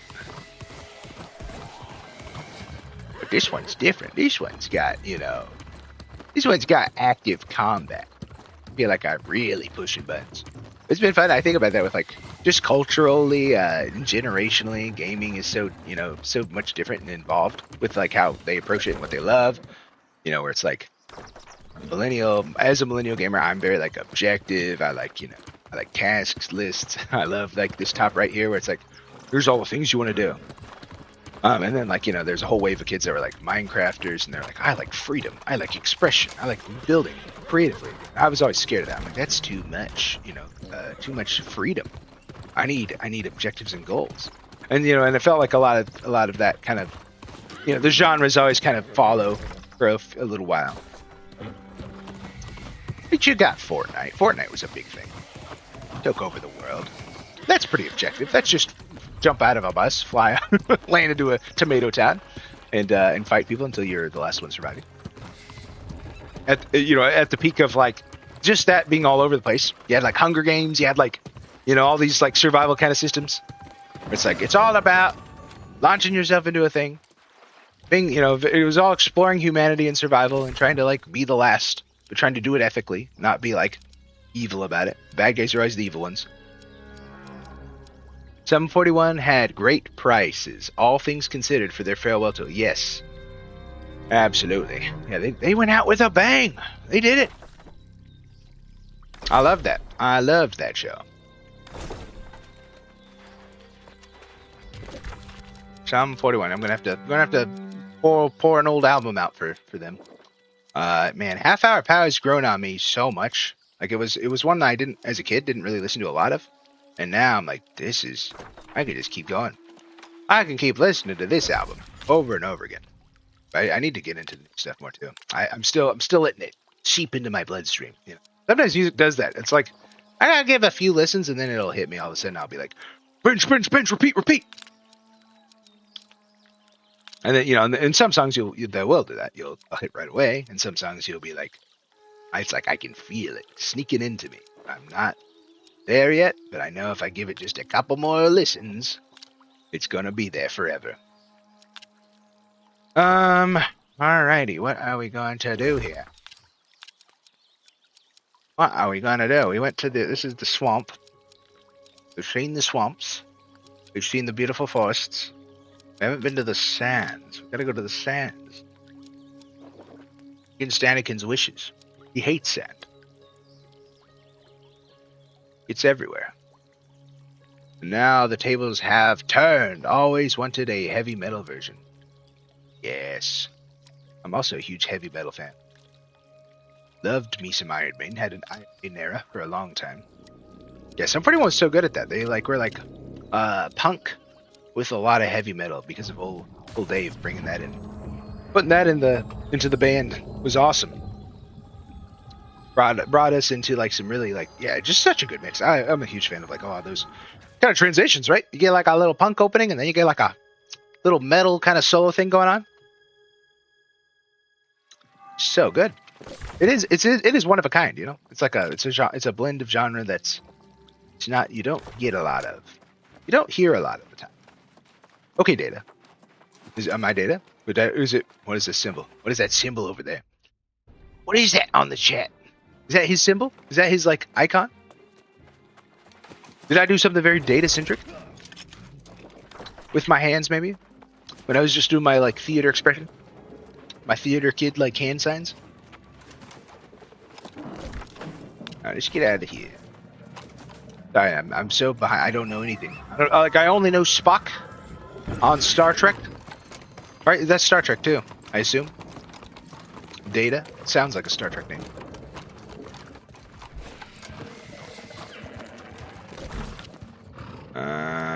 Let's go. Not catching all these pop culture references. And I've harnessed so many. I've harnessed 36 years of them.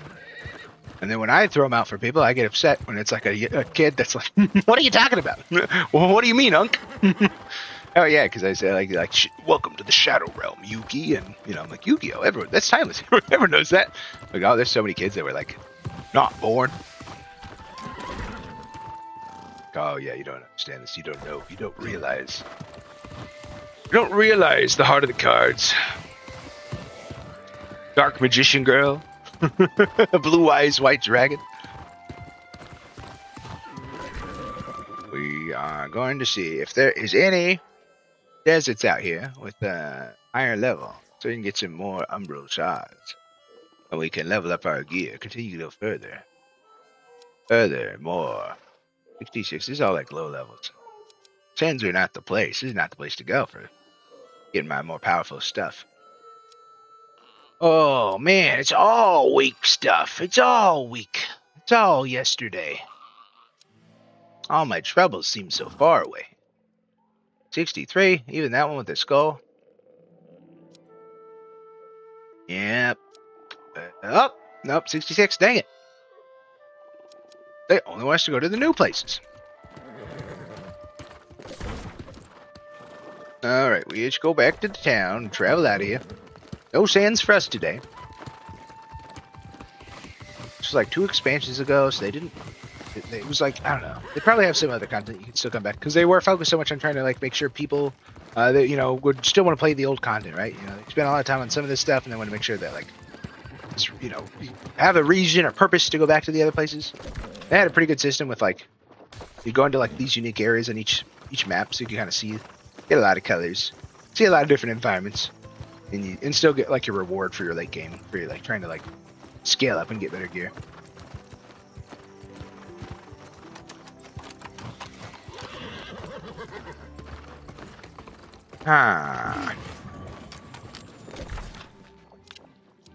Well, I am considering. So I already went to swamps. We're about to finish all my kind of ideas for the day. Oh, I haven't explored out here though. This place has got a lot of cool stuff. Old Night Haven. The vampires, the horror section of the game. Is this level 70? Perfect. The night break routes. Let's go over there. Mash the spiders. Shagila. Is that faster? Yeah, we'll just take the road. Take the road all the way around.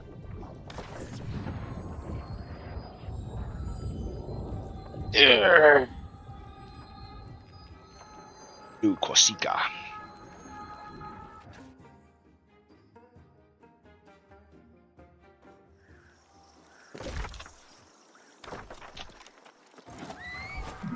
On the road again.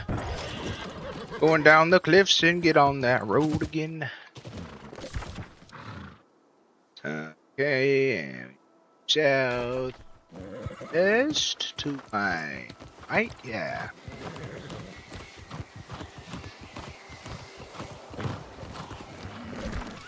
Then around the corner.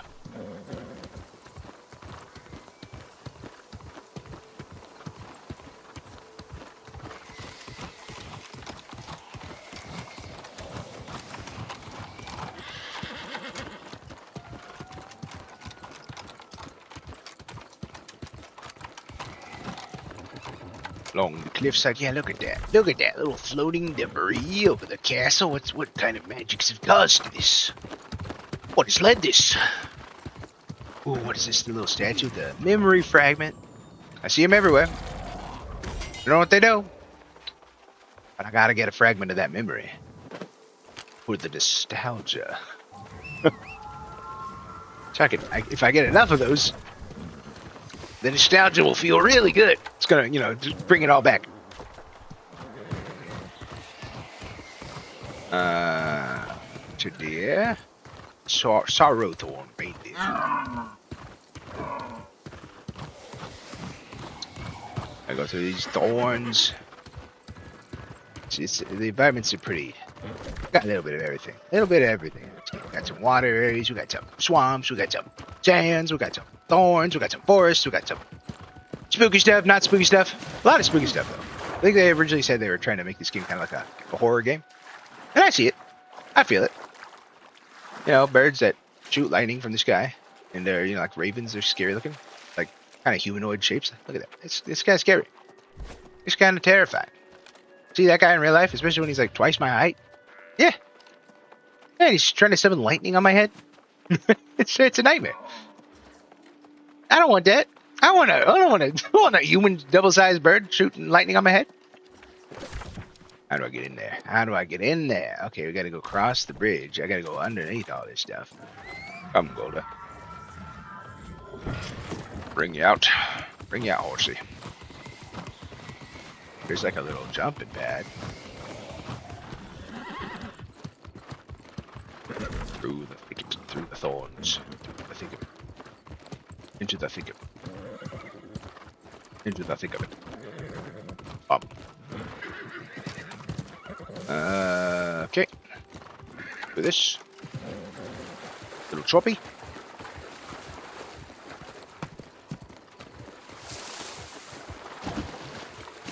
I don't know how to get up there. Is there like one of these pads I can jump on maybe? Maybe a little jump pad or just go up a hill?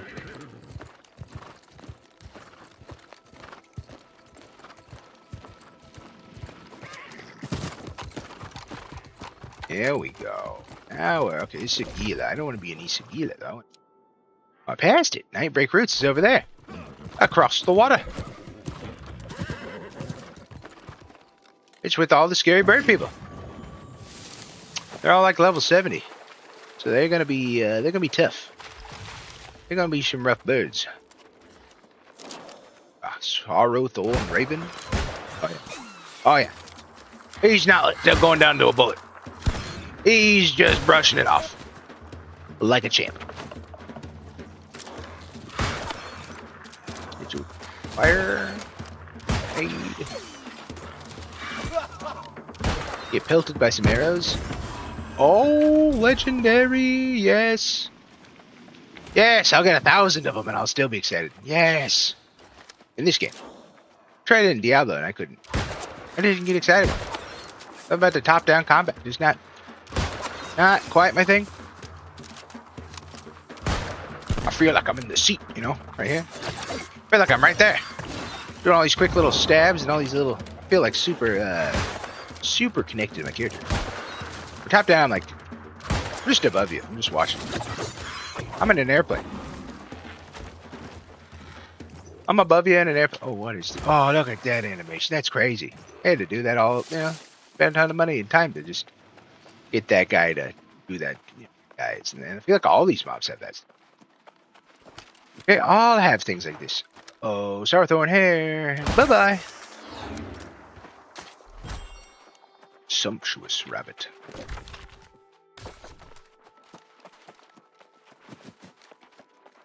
Well now, what are we going to do here? We're going to say, oh, I heard something. That's not me. Oh, there's another human being.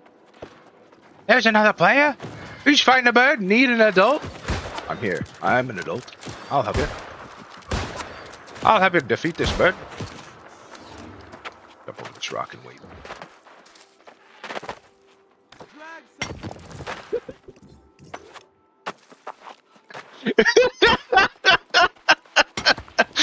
Hello! Whoosh!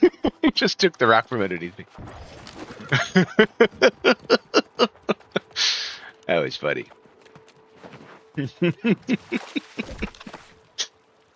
All right, let's go up. I was just trying to be nice. Say I don't care about you. I just want my stones. Want more rocks. Let's go. It's the problem with this game, though. It's the problem with this game. It's too enticing. They make you want to get your stuff more than have a human connection. There was more emphasis on the financial, on the get rich fast than there was on the. It's about it's about saying hi to your neighbor. It's about the journey. And exactly the way it was promoting in its game and culture is what happened in the real world. It's like they're playing it all on. Like we just want to cash out, sell this game, get out of here, not do all the work to support it, even though it could make us money. Intent to Amazon. Intent. All right, let's see. We're gonna go. We not get up there. How do we get up there? We still got to figure out how to get past all these thorns. Getting pricked all the time. Upkeep. Oh no, my property tax is due. Again, I just paid it this morning. I just paid it. You want more money? I don't have a real job in this game. I don't have any income coming in. I got like a couple dollars from, adventuring and stuff, but yeah, I don't have anything. I'm not selling anything on the trading post. That's how you make all your money in this game. You gotta do the play the player market. You gotta play, and that's pretty much it. There's not a lot of way, there's no like vendor you can just sell money to. They're like really big on that, making sure their economy was like all player driven. And it obviously had some caveats, some problems, some massive no-nos and issues because of that.